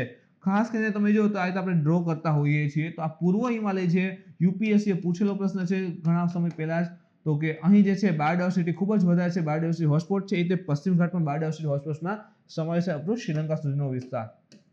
તો એમાં જે છે સમાવેશ છે. આ વાઘ અભયારણ્યના દક્ષિણે આસામનો એક નામેરી રાષ્ટ્રીય ઉદ્યાન આવે. ડ્રો કરીને તો આ રીતે અહીંયા આવે છે. તો એની નીચે તમે જો આસામનો એક નામેરી રાષ્ટ્રીય ઉદ્યાન આવે છે તથા અભયારણ્યના પૂર્વમાં પક્કે નદી વહે છે. પક્કે નદી વહે છે અને અભયારણ્યની બાઉન્ડ્રી જે છે એ કામેંગ નદી બનાવે છે. તો કામેંગ પક્કે નદીઓ છે. દક્ષિણે આસામનો નામેરી નેશનલ પાર્ક રહેલો છે. આના સિવાય અરુણાચલ પ્રદેશના અન્ય કેટલાક અભયારણ્ય રાષ્ટ્રીય ઉદ્યાન જોઈએ તો તલ્લે અભયારણ્ય છે, દિહાંગ દિબાંગ બાયોસ્ફિયર રિઝર્વ છે, ઈગલનેસ અભયારણ્ય છે, નામદફા વાઘ અભયારણ્ય છે, માવલિંગ રાષ્ટ્રીય ઉદ્યાન છે અને શેષા ઓર્ચિડ સેન્ચ્યુરી રહેલી છે. તો આ જે છે અરુણાચલ પ્રદેશના મુખ્ય અભયારણ્ય રાષ્ટ્રીય ઉદ્યાન સમાવેશ થઈ ગયા. એના પછી ડોબરા ચાઠી પુલ કયા રાજ્યમાં છે તો કે ઉત્તરાખંડ રાજ્યના જે મુખ્યમંત્રી છે એના દ્વારા ટિહરી, આપણે જાણીએ છીએ કે ભારતનો સૌથી ઊંચો બંધ હોય તો ટિહરી છે, ભાગીરથી નદી ઉપર આવેલો છે ઉત્તરાખંડની અંતર્ગત. તો એના દ્વારા ક્યાંક ને ક્યાંક પાછળ પાણી પણ ભરાતું હશે. તો ટિહરી ગઢવા જિલ્લામાં આવેલ ટિહરી સરોવર છે તો એમાં લાંબા સમયથી પ્રતિષ્ઠિત ડોબરા ચાઠી પુલનું જે છે ઉદ્ઘાટન કરેલ છે. ડોબરા ચાઠી પુલ જે છે એ કયા રાજ્યમાં આવશે તો યાદ રાખજો ઉત્તરાખંડ. દેશનો સૌથી લાંબો single lane motorable suspension bridge આ રહેલો હશે. ટિહરી બંધ જે છે ભારતનો સૌથી ઊંચો બંધ છે, 260.5 મીટર અથવા તો 855 ફીટ એની ઊંચાઈ છે. વિશ્વના સૌથી ઊંચા બંધમાંથી ઇવન ટિહરી બંધ સમાવેશ છે અને ઉત્તરાખંડમાં ભાગીરથી નદી ઉપર એ આવેલ છે. તો ડોબરા ચાઠી જે પુલ જે છે ઉત્તરાખંડમાં આવશે એ પણ યાદ રાખજો. પછી હજીરાથી ઘોઘા જે છે રોપેક્સ ફેરી સર્વિસ શરૂ કરેલી હતી. તો પર્ટિક્યુલરલી બહુ વધારે તો જવું નથી કેટલા કિલોમીટર આ તે, પણ મુખ્ય વસ્તુ જેમ કે હજીરા ઘોઘાની રોપેક્સ ફેરી શરૂ થઈ અને એ માત્ર 4 કલાકમાં ત્યાં પહોંચી જશે. તો હજીરાથી ઘોઘા આ આવશે ખંભાતનો અખાત, તો માત્ર 4 કલાકમાં અહીંયા પહોંચી જશે. બોટ અને ફેરીમાં અંતર શું હોય? તો ફેરી છે ને એ બોટથી કેવી હોય? પહેલા તો મોટી અને સ્ટીમરથી પાછી નાની હોય. તો આ જે છે ને આ ફેરી છે. બોટથી મોટી હોય પણ સ્ટીમરથી નાની હોય. ફેરીમાં છે ને પેસેન્જર અને માલ સામાન બંનેને ટ્રાન્સફર કરી શકાય. તો ઉપરના વિસ્તારમાં આપણે પેસેન્જર બધા બેસી શકીએ, નીચેના વિસ્તારમાં જે છે ખટારા છે, બસ વોટેવર ખટારા અથવા તો પર્ટિક્યુલર તમે જો તો આપણી પોતાની કાર હોય તો બધું જે છે ટ્રાન્સપોર્ટ કરી શકે. ટ્રાફિક ઓછા થશે. હવે વિચાર કરો કે અહીંથી આવવું હોય સુરતથી આમ ફરીને અહીં આવવું પડે ભાવનગરને એમ, તો હવે અહીંથી ડાયરેક્ટ આવી શકે. તો આ બધું આખું અંતર કપવાનું છે, ઓછું થઈ ગયું, ટ્રાફિક ઘટી ગયો. આના સિવાય અહીં આમ ફરીને આવવું પડે તો ડીઝલ પણ બચી ગયું. તો ઘણા બધા ફાયદા છે. ડીઝલ ને બધું ઓછું થશે તો ઓટોમોબાઈલ પ્રદૂષણ શું થશે? ઘટશે. તેમાં 33 લાખ ટન લીટર ઓઇલની પણ ઇવન બચત થશે. હજીરા ગુજરાતનું બંદર છે તથા L&T Larsen and turbo company એને K9 વજ્ર આર્ટિલરી બનાવવાની ફેક્ટરી પણ ત્યાં આવેલી છે. હવે આ K9 વજ્ર આર્ટિલરી જે છે ને એ બની ગઈ છે અને બોર્ડર ઉપર લાગી ગઈ છે. તો ઇમ્પોર્ટન્ટ છે, આ વખતે લાગી છે, તો ટૂંક સમયમાં તો યાદ રાખજો. તો L&T કંપનીએ K9 વજ્ર આર્ટિલરી બનાવવાની ફેક્ટરી જે છે એની સ્થાપના પણ ઇવન કરેલી છે. મેરીટાઈમ ક્લસ્ટર આના સિવાય ગુજરાત સમુદ્રી વિશ્વવિદ્યાલય ભાવનગરમાં દુનિયાનું પ્રથમ PNG ટર્મિનલ બનશે. હવે PNG શું છે મિત્રો કોમેન્ટ કરજો, એનું ફૂલ ફોર્મ શું થાય? તો યાદ રાખો કે ભાઈ વિશ્વનું પ્રથમ PNG ટર્મિનલ ક્યાં બનશે? તો આપણા ભાવનગરમાં બનશે. એના પછી 2 સ્ટાર કરું છું જેના 110 વર્ષ પૂરા થઈ ગયા છે સંશોધનના. લોથલમાં સિંધુ સભ્યતા ડેવલપ સંશોધન થયું, તેના કમ્પ્લીટ થયા છે 100. તો એને લઈને પ્રશ્ન આવી શકે ક્યાંક ને ક્યાંક. લોથલમાં દેશની સમુદ્ર વિરાસતને સાચવનાર, જે પહેલેથી લોથલ તો એ માટે ઇમ્પોર્ટન્ટ હતું, સાક્ષ્ય મળે છે. તો લોથલમાં દેશની સમુદ્ર વિરાસતને સાચવનાર દેશનું પ્રથમ રાષ્ટ્રીય મ્યુઝિયમ બનાવવાની દિશામાં પણ કામ ચાલી રહ્યું છે. તો આ બધી વસ્તુ છે ને આ પ્રધાનમંત્રીએ એ વખતે એના ભાષણમાં ઉલ્લેખિત કરેલી હતી, તો ઇમ્પોર્ટન્ટ છે. દહેજમાં ભારતનું પ્રથમ રાસાયણિક ટર્મિનલ બનેલું છે, આપણે જાણીએ છીએ કેમિકલ પોર્ટ. પ્રથમ LNG ટર્મિનલ ઇવન બનેલું છે. તથા ભાવનગરના તટ ઉપર વિશ્વનું પ્રથમ CNG ટર્મિનલ પણ સ્થાપિત થવા જઈ રહ્યું છે. તો તમે જો કેટલી બધી વસ્તુ આપણા ગુજરાતમાં પ્રથમ વખત થાય છે. ભાવનગર બંદર પર રોરો ટર્મિનલ, લિક્વિડ કાર્ગો ટર્મિનલ અને કન્ટેનર ટર્મિનલ પણ તૈયાર કરાઈ રહ્યા છે. તો ભાવનગર જે છે એને યાદ રાખજો, આ વખતે ઘણી બધી વસ્તુ ત્યાં ડેવલપ થાય છે.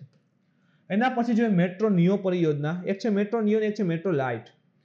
કેન્દ્ર સરકાર ટિયર 2 અને ટિયર 3 સિટી જે રહેલા છે એના માટે ઓછા ખર્ચ ધરાવતી રેલ ટ્રાન્સપોર્ટ સિસ્ટમ જેને મેટ્રો નિયો પરિયોજના કહે છે એના યોગ્ય નિર્દેશોને મંજૂરી આપવાની યોજના બને છે. તો આ જે છે metro neo.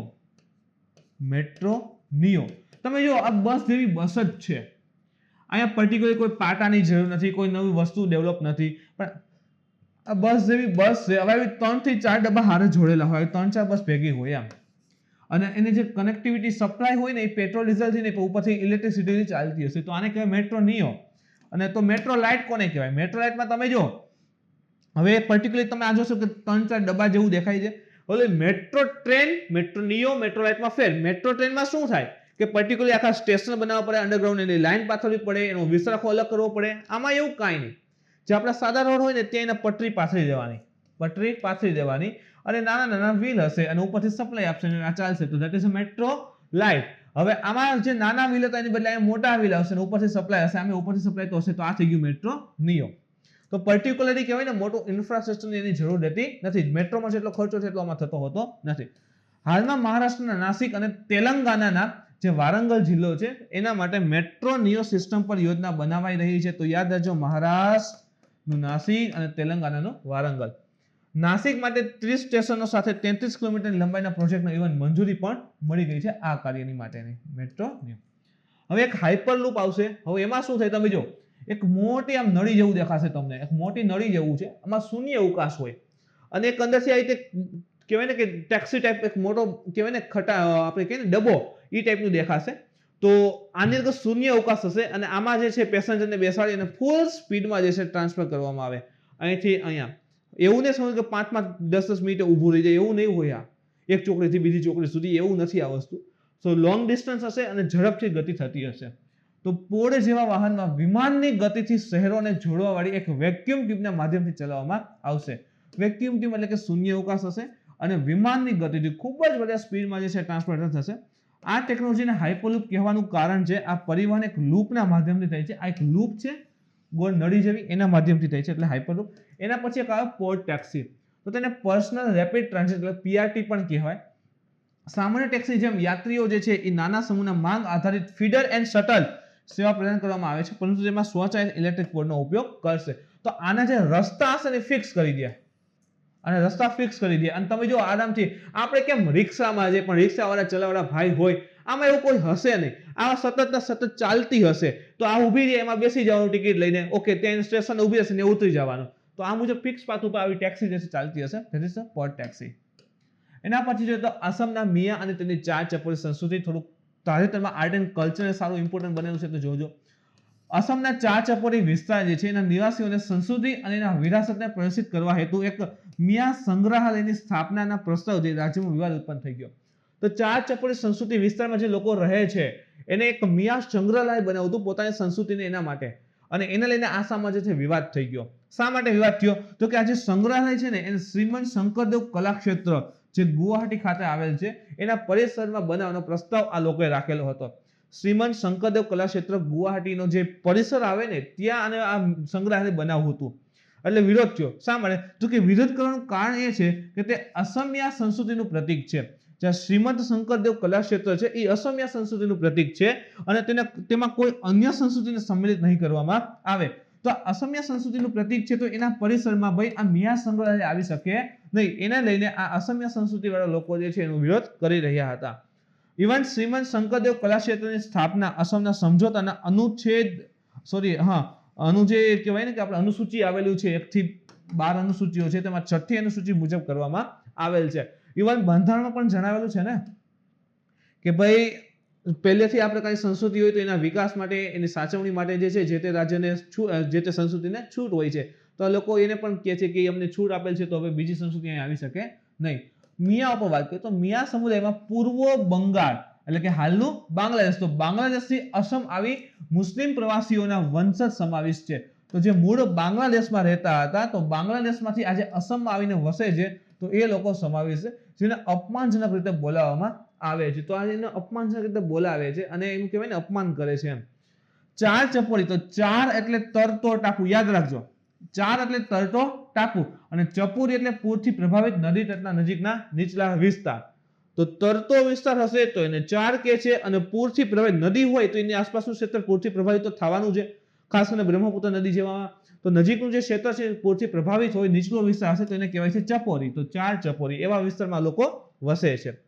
UNDP United Nations Development Programme છે, એને અસમના માનવ વિકાસની 2015ના રિપોર્ટમાં આ ચાર ક્ષેત્ર છે જ્યાં ચાર ચપોરી કીધી ને જ્યાં લોકો વસે છે, તો 2015નો રિપોર્ટ હતો ને યુએનડીપી નો, એમાં એમ કીધેલું હતું કે આ ચાર ક્ષેત્રને સંચાર સુવિધાનો અભાવ, જો કેટલી વસ્તુ, સંચાર સુવિધાનો અભાવ, પ્રાથમિક શિક્ષણથી આગળ પર્યાપ્ત સ્કૂલી શિક્ષાનો અભાવ, પ્રાથમિકથી આગળ જે શિક્ષણ નથી, બાળ વિવાહ જેવી ખરાબ પ્રથાઓ છે હજી સુધી, ગરીબી અને અશિક્ષાથી ગ્રસિત આખો વિસ્તાર જે છે બતાવેલો છે. તો સમાજથી પાછળ રહી ગયેલો વિસ્તાર બતાવેલો છે. એના પછી છે લુહરી જળ વિદ્યુત પરિયોજના. તો પ્રધાનમંત્રીની અધ્યક્ષતામાં જે મંત્રીમંડળની જે cabinet committee on economic affair હોય ને, આર્થિક બાબતોની મંત્રાલય સમિતિ, એને હિમાચલ પ્રદેશમાં, તો જો લુહરી જળ વિદ્યુત પરિયોજના ક્યાં આવી ગઈ? હિમાચલ પ્રદેશમાં, ખાસ કરીને કુલ્લુ અને શિમલા જિલ્લામાં. કઈ નદી ઉપર? તો યાદ રાખવાનું, સતલજ નદી ઉપર 210 મેગાવોટ ક્ષમતાની લુહરી જળ વિદ્યુત પરિયોજના માટે પ્રથમ ચરણ માટે 1810.56 કરોડનું રોકાણને મંજૂરી આપી દીધી. કોને? પ્રધાનમંત્રીની જે કેબિનેટ કમિટી હોય એને આના માટે છૂટ આપી છે. હિમાચલ પ્રદેશના કુલ્લુ અને શિમલા જિલ્લામાં જે સતલજ નદી છે એના ઉપર આ લુહરી જળ વિદ્યુત પરિયોજના સ્થાપિત થશે. આ પરિયોજના બિલ્ડ ઓન ઓપરેટ મેન્ટેનન્સ બૂમ એના ઉપર આધારિત છે, એટલે બિલ્ડ બનાવશે, ઓપરેટ કરશે, પછી મેન્ટેનન્સ બૂમ આધારિત છે. સતલજ જળ વિદ્યુત નિગમ લિમિટેડ દ્વારા ઇવન ક્રિયાન્વિત કરાઈ રહી છે. તો યાદ રાખજો કઈ નદી ઉપર છે, ખાસ ઇમ્પોર્ટન્ટ છે. પોષણયુક્ત ચોખા, આને ફોર્ટિફાઈડ રાઈસ પણ કહેવાય છે, યાદ રાખજો. હવે ફોર્ટિફાઈડ અથવા તો ઘણી વખત તમે જો ફોર્ટિફાઈડ મિલ્ક ને બધું આવતું હોય છે, એટલે શું થાય કે ભાઈ જે ચોખા અથવા તો દૂધની આપણે વાત કરીએ તેમાં ઉપરથી જે છે પોષક તત્વો ઉમેરે તો એને પોષણયુક્ત અથવા ફોર્ટિફાઈડ કહેવાય છે. જેમ કે આમાં વાત કરીએ તો ચોખાને પોષણયુક્ત બનાવવા માટે તથા સાર્વજનિક વિતરણ પ્રણાલી જે છે ને, પબ્લિક ડિસ્ટ્રીબ્યુશન સિસ્ટમ, એના વિતરણને મજબૂત કરવા હેતુ કેન્દ્ર પ્રાયોજિત પાયલોટ પ્રોજેક્ટ યોજના લાગુ કરવા માટે 15 રાજ્યોની ઓળખ થઈ છે. તો તો પોષણયુક્ત ચોખા બનાવવા અને પીડીએસ દ્વારા જે છે એટલે કે પબ્લિક ડિસ્ટ્રીબ્યુશન સિસ્ટમ લોકોને છેક સુધી મળે એ સિસ્ટમ દ્વારા જે છે 15 રાજ્યોની ઓળખ કઈ કે જેના ચોખાનો લાભ આપવામાં આવશે.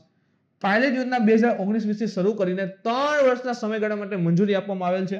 ઉદ્દેશ્ય તો કે આપૂર્તિ થવાવાળા ખાદ્યાન્નના પોષણ ગુણવત્તામાં સુધાર કરવો. જે પણ ખાદ્ય માટે વસ્તુઓ અથવા તો ખોરાક આપવામાં આવે છે એની પોષણની જે ગુણવત્તા હોય ને એ સુધારવી તથા ન્યૂનતમ જોખમ સાથે ઉપભોક્તાઓને સ્વાસ્થ્ય લાભ પ્રદાન કરવું. જોખમ ન હોવું જોઈએ એ રીતેમાં સુધાર કરવો અને એને સ્વાસ્થ્યને ફાયદો થાય એ મુજબ એમાં ફેરફાર કરવો. હવે જે પણ ચોખા મિલથી નીકળેલા હોય ને એમાં સામાન્ય રીતે સૂક્ષ્મ પોષક તત્વોની શું હોય ઘટ હોય તથા તે શરીરમાં માત્ર કાર્બોહાઈડ્રેટ જ આપે. મિલથી જે ચોખા આવશે એમાં અમુક સૂક્ષ્મ પોષક તત્વોની ઘટ હોય તો એ શરીરમાં ખાલી કાર્બોહાઈડ્રેટ આપે બીજું કંઈ આપતા હોતા નથી. માટે તેને પોષણયુક્ત બનાવવા ફોર્ટિફિકેશન કરવું પડે. ફોર્ટિફિકેશન એટલે ઉપરથી એમની અંદર જે છે અલગ અલગ તત્વો ખનિજ બધું ઉમેરવું પડે એટલે તો એને કીધું ને ફોર્ટિફાઈડ રાઈસ. ફોર્ટિફિકેશન યુક્ત ચોખામાં vitamin A, vitamin B1, vitamin B12, folic acid, iron અને ઝિંકની યોગ્ય માત્રા જોવા મળે. તો જેવું ફોર્ટિફાઈડ થશે એટલે કે આ બધી વસ્તુ A, B1, B12 આના સિવાય ફોલિક એસિડ, આયર્ન અને ઝિંકની માત્રા એમાં ઉમેરી દે. હવે ચોખાનું ગ્રહણ કરવામાં આવે તો જે તે વ્યક્તિ ગ્રહણ કરે છે એમાં પોષણની જે લઈને પ્રોબ્લેમ હશે એ રહેશે નહીં. એના પછી જો તો પિનાકા રોકેટ સિસ્ટમ જે 26મી જાન્યુઆરી હતી ને મિત્રો એમાં જે ઝાંખીઓ હતી ને એમાં પણ રજૂ કરેલી હતી. DRDO દ્વારા પિનાકા રોકેટ સિસ્ટમના અત્યાધુનિક રોકેટનું સફળતાપૂર્વક પરીક્ષણ કરાયું છે અને આ અત્યાર સુધીનું રોકેટનું કહેવાય કે ભાઈ પિનાકાનું પહેલા તો DRDO સફળ પરીક્ષણ કર્યું. હવે જે અત્યાધુનિક રોકેટ છે એને પુણે સ્થિત જે DRDO ની પ્રયોગશાળા છે પુના ખાતે જે DRDO ની રિસર્ચ લેબ છે તે ARD એટલે કે આર્મામેન્ટ રિસર્ચ એન્ડ ડેવલપમેન્ટ એસ્ટાબ્લિશમેન્ટ અને HEML એટલે કે higher energy material research and laboratory એના દ્વારા ડિઝાઇન અને વિકસિત કરેલ છે. તો માત્ર ને માત્ર DRDO નથી, એક DRDO, 2 એરડે છે, 3 નંબરે તમે જો તો HEML રહેલ છે. તો ત્રણેય દ્વારા ડિઝાઇન અને વિકસિત કરેલ છે. આ અત્યાધુનિક રોકેટ હાલના પિનાકા MK1 રોકેટનું સ્થાન લેશે. જો જે નવી પિનાકા ડેવલપ કરી છે એ કોનું સ્થાન લેશે તો કે પિનાકા MK1 જે જૂની પિનાકા રોકેટ રહ્યા છે એનું સ્થાન લેશે. All weather indirect fire free flight artillery rocket system છે, ગમે ત્યારે લોન્ચ કરી શકો છો. પિનાકા MK1 જેનો ઉપયોગ હાલ સેના દ્વારા થાય છે તેની સીમા 38 કિલોમીટર છે એટલે કે અપ ટુ 38 કિલોમીટર છે. બીજી તરફ જે નવું પરીક્ષણ કર્યું ને એની જે સીમા જે છે એ 45 કિલોમીટર સુધીની છે. ઇવન DRDO જે છે ને એ આની સીમા જે છે અપ ટુ 120-110 ની આસપાસ વધારવા માંગે છે જેમાં 80 સુધીની તો સફળતા એને પ્રાપ્ત ઇવન થયેલી પણ છે. એના પછી જો તો પ્રોજેક્ટ લાયન પ્રધાનમંત્રી દ્વારા 15મી ઓગસ્ટ 2020 જે ભાષણ કરાયું હતું એમાં પ્રોજેક્ટ લાયન મુજબ જે કુનો પાલનપુર વન્યજીવ અભયારણ્ય છે જે મધ્યપ્રદેશ ખાતે આવેલ છે, યાદ રાખજો કુનો પાલનપુર જે વન્યજીવ અભયારણ્ય મધ્યપ્રદેશ છે એના સિવાય 6 અલગ અથવા તો નવા સિંહોના પુનર્વાસ સ્થળોની ઓળખ જે છે કરવામાં આવેલી હતી. આવું જે છે પ્રધાનમંત્રીએ ભાષણમાં જણાવેલું હતું. તો સિંહોના 6 નવા પુનર્વાસના સ્થળ જો આ પ્રકારના પ્રશ્નો STI PI માં એમાં આવે છે, PI માં હતો ઇવન કયા કયા છે જોઈએ તો એક છે માધવ રાષ્ટ્રીય ઉદ્યાન જે મધ્યપ્રદેશ ખાતે છે, સેકન્ડ છે મુકુંદરા હિલ્સ ટાઈગર રિઝર્વ જે રાજસ્થાનમાં છે, ત્રીજું છે કુંભલગઢ વન્યજીવ અભયારણ્ય એ પણ રાજસ્થાનમાં છે, 4 નંબર છે જેસોલ બલરામ અંબાજી વન્યજીવ અભયારણ્ય નજીકના ક્ષેત્રો તે આપણા ગુજરાતમાં છે. પછી જો તો સીતામાતા વન્યજીવ અભયારણ્ય છે રાજસ્થાનમાં છે અને ગાંધીસાગર વન્યજીવ અભયારણ્ય છે મધ્યપ્રદેશમાં છે. તો આ જે કહેવાય ને કુનો પાલનપુર વન્યજીવ અભયારણ્ય મધ્યપ્રદેશ છે એના સિવાય 6 નવા આ સ્થળ સિંહોના પુનર્વાસ માટે યોગ્ય છે. સિંહો માટે IUCN ના રેડ લિસ્ટમાં સંકટગ્રસ્ત એટલે કે એન્ડેન્જર્ડમાં સિંહ સમાવિષ્ટ છે અને જે ભારતીય વન્યજીવ સંરક્ષણ છે એના અધિનિયમ મુજબ 1972 નો જે અધિનિયમ છે એના મુજબ અનુસૂચિ 1 માં પણ સમાવેશ છે. શિકારને બધું પ્રતિબંધિત છે. એના પછી જોઈએ મિશન સાગર 2. હવે મિશન સાગર શું છે તો કે એ મિશન સાગર 2 અંતર્ગત પહેલા તો ભારતીય નૌસેનાનું જે જહાજ છે એ જહાજનું નામ છે એરાવત. જહાજનું નામ શું છે તો કે એરાવત. આ એરાવત જહાજ સુડાન, દક્ષિણ સુડાન,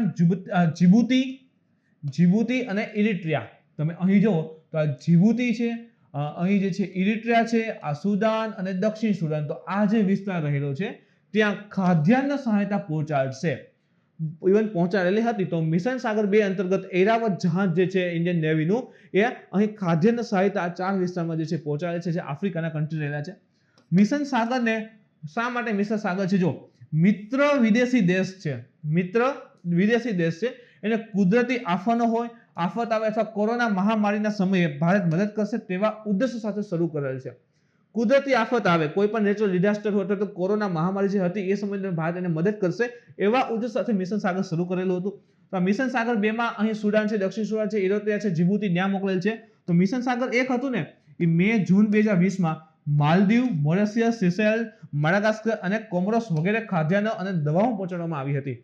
તો જે પણ નજીકના મિત્ર વિદેશી દેશ છે એને તમામ પ્રકારની સુવિધા, ખાસ કરીને મેડિકલ હોય, અન્નનો પુરવઠો છે એ પૂરી પાડે છે. તો મિશન સાગર 1 માં જે છે માલદીવની સાઈડના દેશોને જે છે ખાદ્ય અને દવા આપી હતી, અને મિશન સાગર 2 છે તો એમાં જે છે જીબુતી અને ઇરિટ્રિયા, દક્ષિણ સુદાન, સુદાનને સહાયતા આપેલ છે. મિશન સાગર 2 વિશે જોઈએ તો પહેલા તો ફૂલ ફોર્મ જોઈએ તો security and growth for all in the region. હમણાં આવ્યું હતું થોડીક વાર પહેલા સાગર, તો યાદ રાખજો security and growth for all in the region SAGAR ખાસ કરીને સમુદ્રની અંતર્ગતની વાત છે, અને 2015 માં પ્રધાનમંત્રી દ્વારા આજે લોન્ચ કરવામાં આવેલ છે. એના પછી શ્રીલંકામાં ફસાયેલ સૌથી વધુ વેલ, આ વખતે આ ઘટના ઘણી જગ્યાએ જોવા મળી છે. લાઈક ઓસ્ટ્રેલિયામાં પણ જોવા મળી હતી, ન્યુઝીલેન્ડના કિનારે જોવા મળી હતી, શ્રીલંકામાં પણ જોવા મળી છે. તો શ્રીલંકાના સમુદ્ર તટ ઉપર સૌથી વધુ જે કહેવાય ને વેલ માછલી એને બચાવવામાં આવી હતી. તો આવી એક સાથે કિનારા ઉપર આવી ગઈ હતી, પછી પાછી મનુષ્યો શું કરે, ત્યાં જે પર્યાવરણ સંગઠન છે તો ત્યાંના જે નજીકના રહેવાસી છે એ વેલ માછલીને ફરી થોડી દરિયામાં લઈ જઈને મૂકી દેતા, તો એ રીતે બચાવેલી હતી. વેલ અંતરપણનને સામાન્ય રીતે સમુદ્ર તટ પર આવવું અથવા બીચિંગના રૂપે ઓળખવામાં આવે છે. વેલ અંતરપણન, હવે એનો મતલબ એમ થાય કે કોઈ એક મુખ્ય વેલ હશે, પાયલોટ વેલ જે આગળ હાલતી હશે અને બાકી બધી એને ફોલો કરતી હોય, તો કદાચ ભૂલથી જે છે એનું નેવિગેશન ખોવાઈ જાય તો આ કિનારે આવી ગઈ હોય, અથવા આના સિવાય કોઈ માછલી સંકટમાં મુકાઈ ગયેલી હોય અને એને અવાજ કરેલો હોય તો બધી આવી ગઈ હોય. તો હવે એમ થાય કે આવું થોડુંક હોય, તો યસ આ અલગ અલગ આવા કારણો આપવામાં આવે છે જેને વેલ અંતરપણ. વેલ અંતરપણ એટલે એક સાથે ઘણી બધી જે વેલ જે છે કિનારે આવી જાય છે, તો એને સામાન્ય સમુદ્ર તટ પર આવવું અથવા તો બીચિંગના રૂપમાં ઓળખવામાં આવે છે. તો વેલ અંતરપણનો અર્થ સમજી જશો કે ભાઈ ઘણી બધી વેલ જે છે એ સમુદ્ર કિનારે આવી છે, તો એને શું કહે છે? વેલ અંતરપણ. આ શબ્દનો ઉપયોગ પહેલા ડોલ્ફિન અને વેલના સમુદ્ર તટ ઉપર ફસાઈ જવાની ઘટનાના સંદર્ભમાં થતો હતો. સપોઝ વેલ કે ડોલ્ફિન સમુદ્ર કિનારે ફસાઈ જાય તો એને કહેતા અંતરપણ. હવે આ ઘણી બધી વેલ એકસાથે આવી જાય છે તો એને પણ શું કહે છે? અંતરપણ જ કહે છે. પાયલોટ વેલ સામાજિક સ્તનધારી જીવ હોય છે. ખાસ કરીને પાયલોટ આગળ હાલતી હશે તો પાયલોટ વેલ નું કરે છે એમાં આ વધારે જોવા મળે છે કે એક વેલ આગળ ચાલતી હોય ને ફસાઈ જાય તો પાછળ બધી વેલ જે છે ફસાઈ જતી હોય છે. તથા વિશેષ રૂપે તે સામૂહિક અંતરપણ માટે પ્રખ્યાત રહેલી છે. સપ્ટેમ્બરમાં ઓસ્ટ્રેલિયાના તસ્માનિયાના જે તટ છે એના ઉપરની પણ આ પ્રકારે ઘટના જે છે જોવા મળેલી હતી. જેમ કે આ તમે જો તો આ પાયલોટ વેલ ની રહેલી છે. પાયલટ નામ એટલા માટે આપવામાં આવ્યું કે આ વેલના સમૂહને એક પાયલટ અથવા તો નેતા દ્વારા નેવિગેટ કરવામાં આવે. એક મુખ્ય વેલ જાતી હોય, બાકી બધી વેલ જે છે પાછળ જાતી હશે. હવે આ વેલ જે છે કિનારા ઉપર ભૂલભૂલમાં વહી ગઈને ફસાઈ ગઈ તો પાકીની પાછળની બધી પણ ફસાઈ જ જવાની છે, કારણ કે એને ફોલો કરતી હશે. હવે એની મુખ્ય 2 પ્રજાતિ છે. એક નાના પંખવાળી પાયલટ વેલ જે ઉષ્ણકટિબંધીય વિસ્તારમાં, ગરમ વિસ્તારમાં જોવા મળે છે. સેકન્ડ છે લાંબા પંખવાળી પાયલટ જે ઠંડામાં. તો નાના પંખવાળી હશે તો ગરમમાં હશે અને લાંબા પંખવાળી હશે તો ઠંડા પાણીમાં જોવા મળશે. બંને પ્રજાતિ IUCN ની જે રેડ લિસ્ટ છે એમાં અપર્યાપ્ત માહિતીવાળી સંકટગ્રસ્ત પ્રજાતિ રહેલી છે. એના પછી જોઈએ તો માનસર સરોવર રિઝર્વેશન પ્લાન. હવે પેલા માન સરોવર નથી, આ માનસર સરોવર છે. તો જે union ministry of north eastern region રહેલ છે ડોનેટ, એને કમ્પ્રેહેન્સિવ માનસર લેક રિઝર્વેશન પ્લાન અથવા તો ડેવલપમેન્ટ પ્લાન જે છે શરૂ કરેલો છે. ક્યાં આવશે તો કે સુરિનસાર સરોવર અને માનસર સરોવરને જુડવા સરોવર તરીકે ઓળખવામાં આવે છે, જે ખાસ કરીને જમ્મુ એન્ડ કાશ્મીરના વિસ્તારમાં આવે છે. યાદ રાખજો, જમ્મુ અને કાશ્મીરના વિસ્તારમાં આવે છે માનસર સરોવર. માન સરોવર નથી, માનસર છે. ભલે મિનિસ્ટ્રી ઓફ નોર્થ ઈસ્ટર્ન રીજનને શરૂ એના માટે એક પ્લાન લાગુ પાડેલો પણ આવેલ છે જમ્મુ કાશ્મીરના વિસ્તારમાં. સુરિનસાર અને માનસરને એકબીજાના જુડવા સરોવર કહે છે. તે વેટલેન્ડ ઓફ ઇન્ટરનેશનલ ઇમ્પોર્ટન્સ મુજબ રામસર સાઇટ પણ જાહેર થયેલ છે આ માનસર સરોવર. પવિત્ર સરોવરને કમ્પ્રેહેન્સિવ પ્લાન દ્વારા વિકસિત કરવામાં આવશે. એટલે કે આખું જે સરોવર છે એને આખો પ્લાન દ્વારા જે છે આખું ડેવલપમેન્ટ કરશે. આના સિવાય આ સરોવર થોડુંક ઐતિહાસિક મહત્વ પણ છે, જેમ કે મહાભારત સાથે સંકળાયેલ છે માટે તેનું ઐતિહાસિક મહત્વ પણ ઘણું વધારે જોવા મળે છે. એના પછી જોઈએ તો ટાઇફૂન ગોની. પહેલા તો ઇન્ડિયામાં નથી દેખાતું, યાદ રાખો. અહીં ફિલિપાઇન્સ દેખાય છે. ફિલિપાઇન્સની રાજધાની મનીલા છે. અહીં ડેવલપ છે તો મનીલાની નજીક હતું તો ઇમ્પોર્ટન્ટ બને છે. જોઈએ એના વિશે થોડી ઘણી માહિતી. ફિલિપાઇન્સમાં એક શક્તિશાળી ટાઇફૂન ગોની આવ્યું હતું અને તેને ટાઇફૂન રોલી તરીકે પણ ઇવન ઓળખવામાં આવે છે. રાજધાની જે મનીલા છે એના સહિત આશરે 10 લાખ લોકોને સુરક્ષિત જગ્યાએ ખસેડવામાં આવ્યા હતા. તો ગોની જે છે અથવા તો જેને આપણે રોલી કહીએ તો ઇન્ડિયામાં નહોતું, ખાસ કરીને ઇફેક્ટ જે છે ફિલિપાઇન્સના વિસ્તારમાં જોવા મળી, પણ સંભાવના હતી કે અહીંથી કદાચ આગળ વધીને આવી શકે છે, પણ ઠીક છે વિયેતનામ લગીને આવે પછી આમ ફરીને અહીંયા સુધી તો આવે એમ હતું નહીં જ. હવે હરિકેન, ટાઇફૂન અને ચક્રવાતમાં તફાવત શું હોય? ત્રણ શબ્દો આવે છે. ખરેખર આ બધા તમે જુઓ ને તો ઉષ્ણકટિબંધીય ચક્રવાતના પ્રકાર છે. ઉષ્ણકટિબંધ 27 ઉત્તરથી દક્ષિણ એટલે કે કર્કવૃતથી મકર વચ્ચે આખો પટ્ટો છે ઉષ્ણકટિબંધ કહીએ, તો એમાં જે ચક્રવાત આવે છે એના જ પ્રકાર છે. યાદ રાખજો મિત્રો, વિષુવવૃત્ત હોય ને ઇક્વેટર, ત્યાં ક્યારે ચક્રવાત ન આવે. ત્યાં કોરિયોલિસ બળ જે પૃથ્વી ફરે છે આખું બળ ઉત્પન્ન થાય ને ઇક્વેટર ઉપર ન હોય, એટલે ઇક્વેટર એટલે કે વિષુવવૃત્ત ઉપર ક્યાંય ચક્રવાત આવતા હોતા નથી. તો આ બધા ઉષ્ણકટિબંધીય ચક્રવાતોના પ્રકાર છે અને તેને અલગ અલગ જગ્યાએ અલગ અલગ નામથી ઓળખે. જેમ કે ઉત્તરી એટલાન્ટિક અને પૂર્વોત્તર પેસિફિક હોય તો ત્યાં ચક્રવાતને શું કહેવાય? હરિકેન કહે. પછી ઉત્તર પશ્ચિમી પ્રશાંત મહાસાગર હોય તો એને કહેવાય છે ત્યાં ટાઇફૂન કહે છે, અને દક્ષિણ પેસિફિક અને હિન્દ મહાસાગર હોય તો એને આપણે ચક્રવાત કહીએ છીએ. ઓસ્ટ્રેલિયા પાસે હોય તો હજી વિલી પણ ઇવન કહે છે. ચક્રવાતના વિવિધ ભાગ જોઈએ તો સૌથી પહેલા વચ્ચે આવે છે આંખ. આ ભાગ તમે જો ને તો અહીં આઈ હોય, તો ત્યાં છે ને શાંત વિસ્તાર હોય, કારણ કે આસપાસ હવા ફરતી. ધારો કે આપણે ઊભા હોય તો આસપાસ હવા ફરતી હશે પણ વચ્ચે તો શાંત હશે ને, તો એને આઈ કહે છે. તો ચક્રવાતના કેન્દ્રમાં શાંત ક્ષેત્ર હોય છે જેને આંખ કહે છે. આ ક્ષેત્રમાં હવા હળવી હોય છે તથા આકાશ કેવું દેખાય? ક્લીન દેખાય. શા માટે? આસપાસ બધું હવા ફરે છે, વચ્ચેનો ભાગ તો એમનેમ છે તો સ્થિર અને ક્લીન દેખાશે. પછી આઈ વોલ આવે. તો ચક્રવાતની આંખની ચારે તરફ જે તોફાની શૃંખલા હોય છે એને જ આઈ વોલ કહેવાય. હવે જેમ કે આપણે ઊભા હોય, હવે સપોઝ કે આપણી આસપાસ બધે હવા ફરે છે તો આપણે તો સેન્ટરમાં છે, તો આપણે આંખમાં આવી ગયા. ઓકે, તો આસપાસ જે આખી હવાની શૃંખલા ફરે છે, આખી હવા ફરે છે, તે હવા આંખ પૂરી થાય છે કે જે હવા ફરતી હોય ને આખી દિવાલ આવશે ને એને આઈ વોલ કહેતા હોય. એટલે કે સપોઝ કે આમ ફરતી હોય તો આ જે છે એને શું કહેવાય? આઈ વોલ કહેવાય છે. વર્તુળાકાર માર્ગે ફરે છે. આંખના પરિઘમાં તેજ હવા સાથે મુશળધાર ઇવન વર્ષા થતો હોય. પરિઘ એટલે કે અંદર નહીં, જો આ રીતે વિસ્તાર રહેલો છે તો આની અંદર ને આ જે પરિઘ વાળો વિસ્તાર હોય ને, બહારનો વિસ્તાર, ત્યાં જે છે વરસાદ આવતો હોય છે. એના પછી રેન બેન્ડ્સ એટલે કે વર્ષા કટિબંધ. હરિકેનની આંખની પરિઘથી બહાર તરફ દૂર જતી વર્ષા કટિબંધો તથા વાદળનો વિસ્તાર હોય. જેમ કે અહીં તમે જુઓ કે ભાઈ આ રીતે જે છે હવા ઉપર જતી રહી તો વચ્ચેનો ભાગ તો શાંત હોય, આંખ ત્યાં વરસાદ નો, પણ અહીંયા તો વરસાદ આવશે. ઓકે, ઉપર જઈને ફેલાશે આ રીતે આમ બધે, તો આ થશે શું કહેવાય? તો કે રેન બેન્ડ્સ કહેવાય. અને એનાથી જે છે વરસાદ આવે અને વાદળનો આખો મોટો વિસ્તાર હોય. ગાજવીજ સાથે ભારે વર્ષા આવે અને ક્યારેક ક્યારેક ટોર્નેડોમાં રૂપાંતર પામે. ટોર્નેડો તમે જુઓ આ રીતે હોય છે. સમુદ્રમાંથી રેસર સમુદ્ર ઉપર ઉત્પન્ન થાય તો સમુદ્રમાંથી બધું પાણી ખેંચીને ઉપર જતો હોય ને એવું લાગે અને આસપાસના વિસ્તારમાં ભયાનક વરસાદ આપે, તો આને ટોર્નેડો કહેવાતું હોય છે. અરવિંદો ઘોષની 150મી જન્મ જયંતિ ઉપર વાત કરીએ તો Shri Aurobindo foundation for Indian culture એટલે કે જે સફિક છે,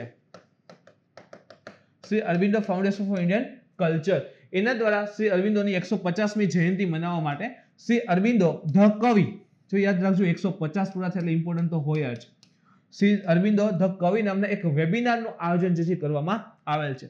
15મી ઓગસ્ટ 2020 ના રોજ એના જન્મના 150 વર્ષ પૂર્ણ થયા તથા તેની 150મી જન્મ જયંતિ નિમિત્તે સફિક દ્વારા 2 વર્ષ સુધી ચાલવાળો એક આ સમારોહનું આયોજન કરેલ છે. તો જે કહેવાય કે શ્રી અરવિંદો ધ કવિ એ 2 વર્ષ સુધી ચાલશે. 15મી ઓગસ્ટે 2020 શરૂ કરેલ છે. હવે શ્રી અરવિંદો ઘોષ વિશે માહિતી મેળવીએ તો 1893 થી 1906 સુધી એવો વડોદરાના ગાયકવાડ છે ને ત્યાં પ્રથમ રાજસ્વ વિભાગમાં જોબ કરી. જો આ પ્રકારના પ્રશ્નો એસટીમાં પૂછેલા હતા તો આપણે એને ધ્યાનમાં રાખેલા છે. 1893 થી 1906 સુધી વડોદરાના ગાયકવાડમાં ત્યાં પ્રથમ રાજસ્વ વિભાગમાં, એના પછી મહારાજાના સચિવાલયમાં, પછી અંગ્રેજી પ્રોફેસર તરીકે અને વડોદરાના કોલેજના વાઇસ પ્રિન્સિપાલના રૂપમાં પણ ઇવન એને કાર્ય કરેલું છે. 1906 માં તેઓ વડોદરા છોડી અને નવસ્થાપિત બંગાળ નેશનલ કોલેજમાં પ્રધાનાચાર્ય રૂપમાં કલકત્તા જતા રહ્યા. પછી અલીપુરમ બોમ્બ કેસમાં મેજિસ્ટ્રેટ કિંગફોર્ડની અસફળ હત્યા હતી ને, તો અલીપુર બોમ્બ કેસમાં એને જેલ મોકલી દેવામાં આવે છે અને આ કેસ આશરે 1 વર્ષ સુધી ચાલ્યો. 1909 માં તેઓ જેલમાંથી મુક્ત થાય છે. 1910 માં તેઓ કર્મયોગીમાં પ્રકાશિત ટુ માય કન્ટ્રીમેન શીર્ષકવાળી લેખના આધાર પર અંગ્રેજ સરકાર તેના પર દેશદ્રોહનો ફરી કેસ ચલાવવાની કોશિશ કરે છે. 1910 માં પછી તેઓ બંગાળ છોડીને પુડુચેરી જતા રહે છે. 1914 માં 10 માં પુડુચેરી ગયા. 1914 માં 4 વર્ષના એકાંત યોગ પ્રક્રિયા પછી તેઓએ આર્ય નામની એક માસિક દાર્શનિક પત્રિકા પણ શરૂ કરેલી હતી. તો આર્ય પત્રિકા કોની હતી? તો યાદ રાખજો શ્રી અરવિંદો ઘોષ. 1926 તેઓ પુડુચેરીમાં શ્રી અરવિંદો આશ્રમનું નિર્માણ કરેલ છે. હવે તેઓની સૌથી મોટી ઉપલબ્ધિ સાવિત્રી હતી, જે આશરે 24,000 પંક્તિઓની એક આધ્યાત્મિક કવિતા છે. તો જો સાવિત્રી નામની એક 24,000 પંક્તિઓ સાથેની એક કવિતા જે છે, આધ્યાત્મિક કવિતા જે છે તેઓએ લખેલી હતી. એના પછી છે જ્યુટ બેગ પેકેજિંગ. તો CCEA એટલે કેબિનેટ કમિટી ઓન ઇકોનોમિક અફેરે 100% ખાદ્યાન્નો એટલે કે ફૂડ ગ્રેન્સ અને 20% ખાંડને અનિવાર્ય રૂપથી વિવિધ પ્રકારના શણની બેગમાં પેક કરવાની મંજૂરી આપી છે. તો ખાદ્યાન્ન છે એ 100% અને 20% ખાંડના 20% જે છે અનિવાર્ય રૂપે વિવિધ પ્રકારના શણ હોય ને, શણ કોથળા કહીને આપણી ભાષામાં, એના પેકિંગ માટેની જે છે વાત કરેલી છે. સરકારે જ્યુટ પેકેજિંગ મટીરિયલ એટલે કે જેને JPM કહેવાય છે, જ્યુટ પેકેજિંગ મટીરિયલ એક્ટ 1987 છે, એના અનિવાર્ય રૂપથી પેકિંગ કરવાના માપદંડને વિસ્તારિત કરી દીધું. તેના સિવાય એ પણ અનિવાર્ય કર્યું કે ખાદ્યાન્નની પેકિંગ માટે શરૂઆતમાં 10% શણની બેગ ખરીદી જે છે એ ગવર્મેન્ટ ઈ માર્કેટ પ્લેસ એટલે કે GM પોર્ટલ ઉપરથી રિવર્સ ઓપ્શન દ્વારા કરવામાં આવશે. તો જે ગવર્મેન્ટ ઈ માર્કેટ પ્લેસ રહેલું છે એના ઉપરથી આશરે 10% શણની બેગની જે છે ખરીદી જે છે કરશે. હવે આ ક્ષેત્રે પ્રદાન કરવામાં આવેલી અન્ય પ્રકારની સહાયતા, તો ખાસ કરીને મેઇન્સ અથવા તો પીટીમાં જે છે પૂછી શકે અહીંથી, એક જ્યુટ આઈ કેર છે. શણ માટે કઈ કઈ યોજનાઓ છે એ બધું સમજો ને. જ્યુટ આઈ કેર, તો ભારત સરકારે કાચા શણની ઉત્પાદકતા અને ગુણવત્તામાં સુધાર લાવવા માટે એક વિશેષ કાર્યક્રમ ચલાવ્યો હતો. એનું નામ છે jute improved cultivation and advance retreating exercise. તો આઈ કેર યાદ રાખો. જ્યુટ આઈ કેર શું છે? તો ખાસ કરીને શણ જે છે, કાચું શણ, એની ઉત્પાદકતા અને ક્વોલિટી વધે એ માટેનો એક પ્રોગ્રામ છે. પછી એક પ્રમાણિત બીજના વિતરણથી સંબંધિત પણ પ્રયાસ કર્યો હતો કે જૂટના જે શણના જે છે સારામાં સારા બીજ ખેડૂતોને આપે, વિતરણ કરે, ઉત્પાદન લે. શણ ક્ષેત્રનું વિવિધીકરણ પણ કરેલું હતું, એટલે કે તેને પ્રોત્સાહિત કરવા માટે એક નેશનલ જ્યુટ બોર્ડ અને એક નેશનલ ઇન્સ્ટિટ્યૂટ ઓફ ડિઝાઇનની સાથે એક કરાર કરેલા હતા. તો જે નેશનલ જ્યુટ બોર્ડ છે એટલે કે રાષ્ટ્રીય શણ નિગમ જે છે, એને નેશનલ ઇન્સ્ટિટ્યૂટ ઓફ ડિઝાઇન સાથે કરાર કર્યા અને એના મુજબ ગાંધીનગરમાં જ્યુટ ડિઝાઇન સેલ જે છે ઓપન કરવામાં આવેલ છે. પછી જ્યુટ સ્માર્ટ ઈ કાર્યક્રમ છે. તો શણ ક્ષેત્રમાં પારદર્શિતા, ટ્રાન્સપરન્સી લાવવા માટે સરકારે આ કાર્યક્રમ શરૂ કરેલો હતો.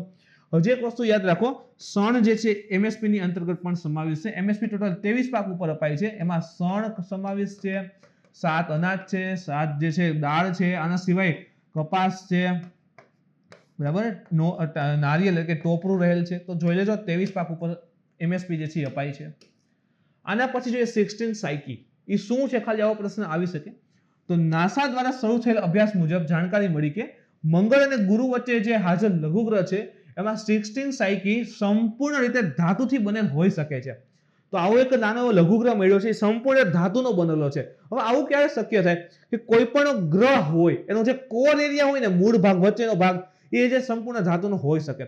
તો સંભાવના છે કે કદાચ આ ગ્રહ બનાવવામાં નિષ્ફળ ગયો હશે ને માત્ર આટલો ભાગ બન્યો, અથવા તો બાકીનો ભાગ જતો રહ્યો છે અને આટલો ભાગ વધેલો છે.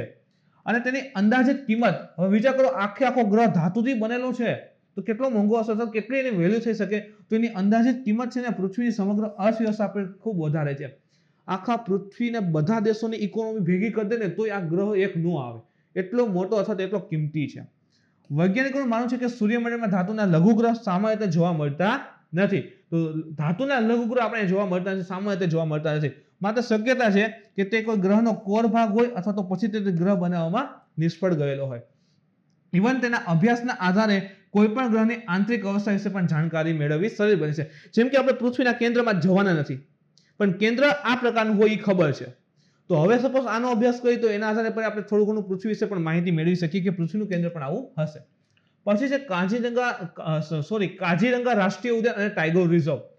COVID-19 ની મહામારીને ધ્યાનમાં રાખી આપણે સૌ જાણીએ છીએ કે ભાઈ જે તે રાજ્યનું ટુરિઝમ છે સાવ ઠપ થઈ ગયા હતા. તેમાં કાઝીરંગા રાષ્ટ્રીય ઉદ્યાન જે આસામમાં આવેલું છે, ત્યાં હાથી દ્વારા સફારી જે છે એ ફરીથી શરૂ કરવામાં આવી હતી, એટલા માટે કરંટમાં આવેલું હતું. તો કાઝીરંગા રાષ્ટ્રીય ઉદ્યાન વિશે થોડીક માહિતી હોય તો 1985માં એ યુનેસ્કોના વિશ્વ ધરોહરમાં સમાવેશ થયો હતો. આને સિવાય આ ઇમ્પોર્ટન્ટ છે કે વિશ્વના 2/3 જે એકશિંગી ગેંડા છે ને એ માત્ર આ કાઝીરંગા રાષ્ટ્રીય ઉદ્યાનમાં જોવા મળે છે. એના પછી જોઈએ સિક્યોર એપ્લિકેશન ફોર ઇન્ટરનેટ. શા માટે હતું? તો કે આ એપ્લિકેશન જે છે એ ભારતીય સેનાના વૈજ્ઞાનિકોને સુરક્ષિત વોટ્સઅપ, ટેક્સ્ટ અને વિડીયો કોલિંગ સુવિધા ઉપલબ્ધ કરાવશે. જેમ કે ભાઈ આપણે FB છે, WhatsApp છે, Insta છે, Twitter છે યુઝ કરીએ તો મે બી શક્યતા છે કે ભાઈ સેના દ્વારા યુઝ કરવામાં આવે તો ડેટા હેક થઈ શકે, ડેટા લીક થઈ શકે છે. તો આ બધાથી બચવા માટે, વિડીયો કોલિંગ બધાથી બચવા માટે એપ્લિકેશન ડેવલપ કરી છે મિલિટરીએ સિક્યોર એપ ફોર ઇન્ટરનેટ. આ એપ ભારતીય સેનાના કર્નલ શંકર દ્વારા જે છે વિકસિત કરવામાં આવી છે. ઇવન ઇન્ટરનેટ માટે સુરક્ષા એપની તપાસ સેનાનો જે સાયબર સમૂહ અને સર્ચ છે એના દ્વારા કરવામાં આવેલ છે કે ભાઈ સિક્યોરિટી રીતે અથવા તો ઇન્ટરનેટ દ્રષ્ટિએ સેફ રહેલી છે. હવે સર્ટ શું છે તો કે કોમ્પ્યુટર ઇમરજન્સી રેસ્પોન્સ ટીમ છે, 2004 માં સ્થાપિત થયેલી હતી અને electronic and information technology ministry મુજબ સંચાલિત છે. તો આ સર્ટ જે છે એને અને આપણી જે મિલિટરી જે છે એમાં સાયબર જે ડિપાર્ટમેન્ટ આવે એ બંને આ એપ્લિકેશનની તપાસ કરી કે ઓકે આ વાપરવાથી જે ડેટાની બધું લીક થાય છે એ ઓછી શક્યતા રહેલી છે. ઇનસ્ટોટ કે આ બધું નવું ડેવલપ કરી છે. એ એપ્લિકેશન નામ છે સાય. આગળ છે તો બ્લુ મૂન ઘટના. હવે પ્રશ્ન છે પહેલા તો બ્લુ મૂન શું છે, ક્યાં હોય? તો કે 31 ઓક્ટોબર હતી ને 2020 એ ચંદ્ર સંબંધિત એક દુર્લભ ખગોળીય ઘટના જોવા મળી જેને બ્લુ મૂન કહેવાય છે. તો શું પ્રશ્ન આવ્યો કે બ્લુ મૂનનો બ્લુ કલર સાથે કોઈ સંબંધ છે? તો યાદ રાખજો કાંઈ જ નથી, કાંઈ બ્લુ પ્રકાશ સાથે સંબંધ છે નહીં, પણ ખાલી બ્લુ મૂન કહેવાય છે. જ્યારે પૃથ્વી ઉપર કોઈ એક મહિનામાં 2 વાર પૂનમ આવે ને, એક મહિનામાં 2 વાર પૂનમ આવે તો બીજી જે પૂર્ણચંદ્ર હોય ને બીજી પૂનમ એને શું કહેવાય છે? બ્લુ મૂન કહેવાય છે. પણ બ્લુ પ્રકાશ સાથે કઈ સંબંધ છે નહીં. ઓક્ટોબર મહિનાના પ્રથમ પૂર્ણચંદ્ર 1 ઓક્ટોબર 2020 જોવા મળ્યો હતો. હવે જો 1 ઓક્ટોબરે છે ને પ્રથમ પૂનમ આવી, પહેલી પૂનમ જે છે જોવા મળી હતી અને છેલ્લા દિવસે પછી ફરી પાછી એટલે કે 31 તારીખે પાછી પૂનમ જોવા મળી. તો જે 2 પૂનમ એક મહિનામાં આવી ગઈ તો જે બીજી પૂનમ હોય ને એને શું કહેવાય છે? તો કે બ્લુ મૂન કહેવાય. આ વર્ષે બ્લુ મૂનની ઘટના એટલા માટે ઇમ્પોર્ટન્ટ છે કે એની સાથે એક હેલોવીન નામની પણ ઘટના સાથે જોવા મળી હતી. હવે નાસા મુજબ બ્લુ મૂન અને હેલોવીન ઘટના એક સાથે છે ને 1944 માં જોવા મળ્યા હતા. 1944 માં એક સાથે જોવા મળ્યા હતા. હવે આ 2020 માં જોવા મળ્યા છે. ક્લિયર? તો અને આગામી સમયે હવે 2039 માં જોવા મળશે. તો 1944 માં જોવા મળ્યા હતા, 2020 માં હવે જોવા મળી ગયા છે અને 2039 માં ભવિષ્યમાં જોવા મળશે. અને હવે ખાલી બ્લુ મૂન ઘટના છે ને એ 31 ઓગસ્ટ 2023 માં જોવા મળશે.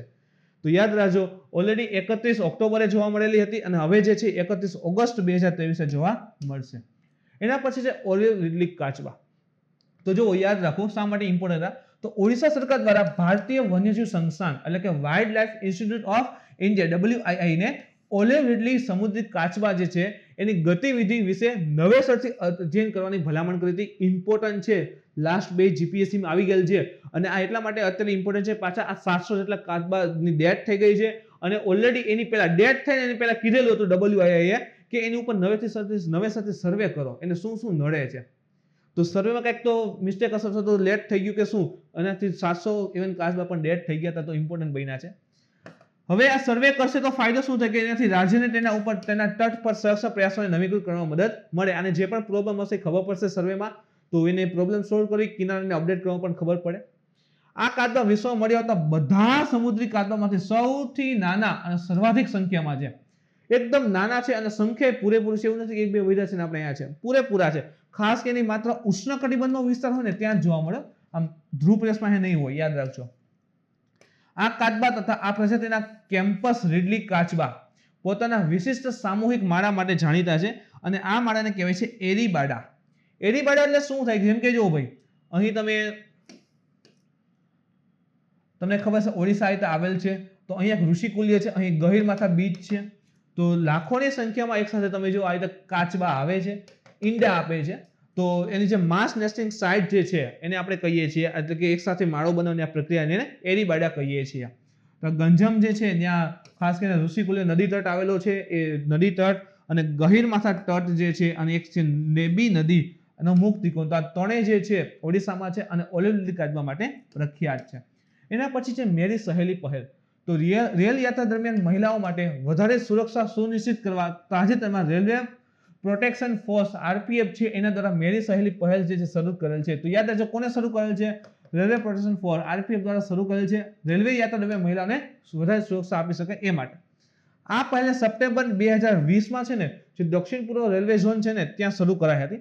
ત્યાં સક્સેસ કઈ સકારાત્મક અસર જોવા મળી અને એના પછી જે છે આખા ઝોનમાં લાગુ કરેલ, પછી આખા દેશમાં હવે લાગુ કરેલ છે. બંગાળની ખાડીમાં એન્ટીશિપ મિસાઇલનું જે છે પરીક્ષણ કરેલ છે. એન્ટીશિપ એટલે કે જ્યાં શિપ હોય ને આ પ્રકારનું જહાજ એને ઉડાડી દે એ પ્રકારની મિસાઇલનું પરીક્ષણ કર્યું છે. તો બીઓબીમાં એટલે કે બંગાળની ખાડીમાં બેંક ઓફ બરોડા નથી, એમાં જે આઈએનએસ કોરા છે, ઇન્ડિયન નેવલ શિપ કોરા, એના ઉપરથી એક એન્ટીશિપ મિસાઇલનું સફળ પરીક્ષણ કર્યું. એટલે કે અહીંથી આમ લોન્ચ થશે પછી આમ જઈ અને જે અથવા તો વોટેવર જે બીજું જહાજ હશે એને એટેક કરશે અને જહાજને ડિસ્ટ્રોય કરશે એ મુજબ. આઈએનએસ કોરાને 1998માં કમિશન કરવામાં આવેલી હતી તથા તેના ભારતીય નૌસેના દ્વારા પ્રોજેક્ટ 25 એ મુજબ એને ડિઝાઇન કરેલ છે. આ જહાજ જે છે KH-35 એન્ટીશિપ મિસાઇલ સજ્જ છે. જો જહાજમાં છે KH-35 એન્ટીશિપ ઓલરેડી મિસાઇલ છે. કોરા વર્ગના 3 યુદ્ધ જહાજ છે, એમાં છે એક આઈએનએસ કુલિશ, આઈએનએસ કર્ચ અને આઈએનએસ કરમુક. તો આઈએનએસ કુલિશ, કર્ચ અને કરમુક આ કોરા વર્ગની 3 કહેવાય કે જહાજ છે.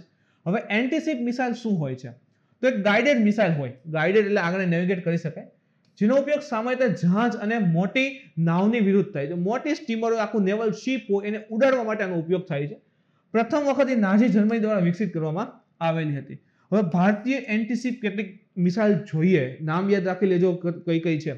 તો બ્રહ્મોસ હાઇપરસોનિક ક્રૂઝ મિસાઇલ છે, પૃથ્વી રહેલી છે, ધનુષ છે, KH-35 છે, ક્લબ એન્ટીશિપ છે, P-20 હાર્પૂન, એક્ઝોસેટ મિસાઇલ છે, સી ઈગલ મિસાઇલ છે અને નિર્ભય રહેલી છે. હવે એક ખાસ હતું કે ભાઈ મિસાઇલ કઈ કઈ તાજેતરમાં પરીક્ષણ થઈ છે, મિસાઇલનું આખું લિસ્ટ તમારી સામે છે. એક છે રુદ્રમ એન્ટી રેડિયેશન મિસાઇલ છે, સૌર્ય મિસાઇલનું નવું વર્ઝન આપણે ડેવલપ કરેલું હતું. Laser guided anti tank missile હતી. સ્વદેશી બૂસ્ટર સાથે બ્રહ્મોસ મિસાઇલનું પરીક્ષણ કર્યું છે. પૃથ્વી 2 મિસાઇલનું પરીક્ષણ કર્યું. રુસ્તમ 2 આ લાસ્ટ ટાઈમ જીપીએસસી પૂછ્યું કે રુસ્તમ શું છે એવું પૂછેલું હતું, તો એક ડ્રોન છે. તો રુસ્તમ 2 નું સફળ પરીક્ષણ કર્યું છે. ટોર્પેડો સ્માર્ટનું પરીક્ષણ કર્યું છે. અભ્યાસનું પણ ઇવન પરીક્ષણ કર્યું છે. HSTDV યાદ રાખજો, ખૂબ જ ઇમ્પોર્ટન્ટ છે મિત્રો. હાઇપરસોનિક ટેકનોલોજીકલ ડિમોન્સ્ટ્રેટર વ્હીકલનું પરીક્ષણ કર્યું. બ્રહ્મોસનું જે નેવી વર્ઝન છે એનું સફળ પરીક્ષણ કર્યું. સાયન્સ મિસાઇલનું પરીક્ષણ કર્યું. નાગનું પણ કર્યું છે. પિનાકા હમણાં જ જોયું. ઇવન નિર્ભય જે છે એનું પણ હવે તો સફળ પરીક્ષણ થઈ ગયું છે. અસફળ કાઢી નાખજો, સફળ પરીક્ષણ જે છે એ કરી લીધેલું છે. તો મિત્રો આ હતું કરંટ અફેર્સ, મુખ્યત્વે જે જીપીએસસી ઇમ્પોર્ટન્ટ બનતા તે બધા ટોપિક સાથે. મિત્રો આઈ વિશ કે તમારી જીપીએસસી પરીક્ષા ખૂબ જ સારી જાય અને તમે જે પણ મહેનત કરી છે એ રંગ લાવે. તમે જે એક્ઝામ આપો છો એમાં તમને સફળતા પ્રાપ્ત થાય તેવું મારું તથા આઈસી પરિવાર તરફથી તમને ખૂબ જ શુભકામનાઓ છે. ઓલ ધ બેસ્ટ વિદ્યાર્થી મિત્રો. Thank you.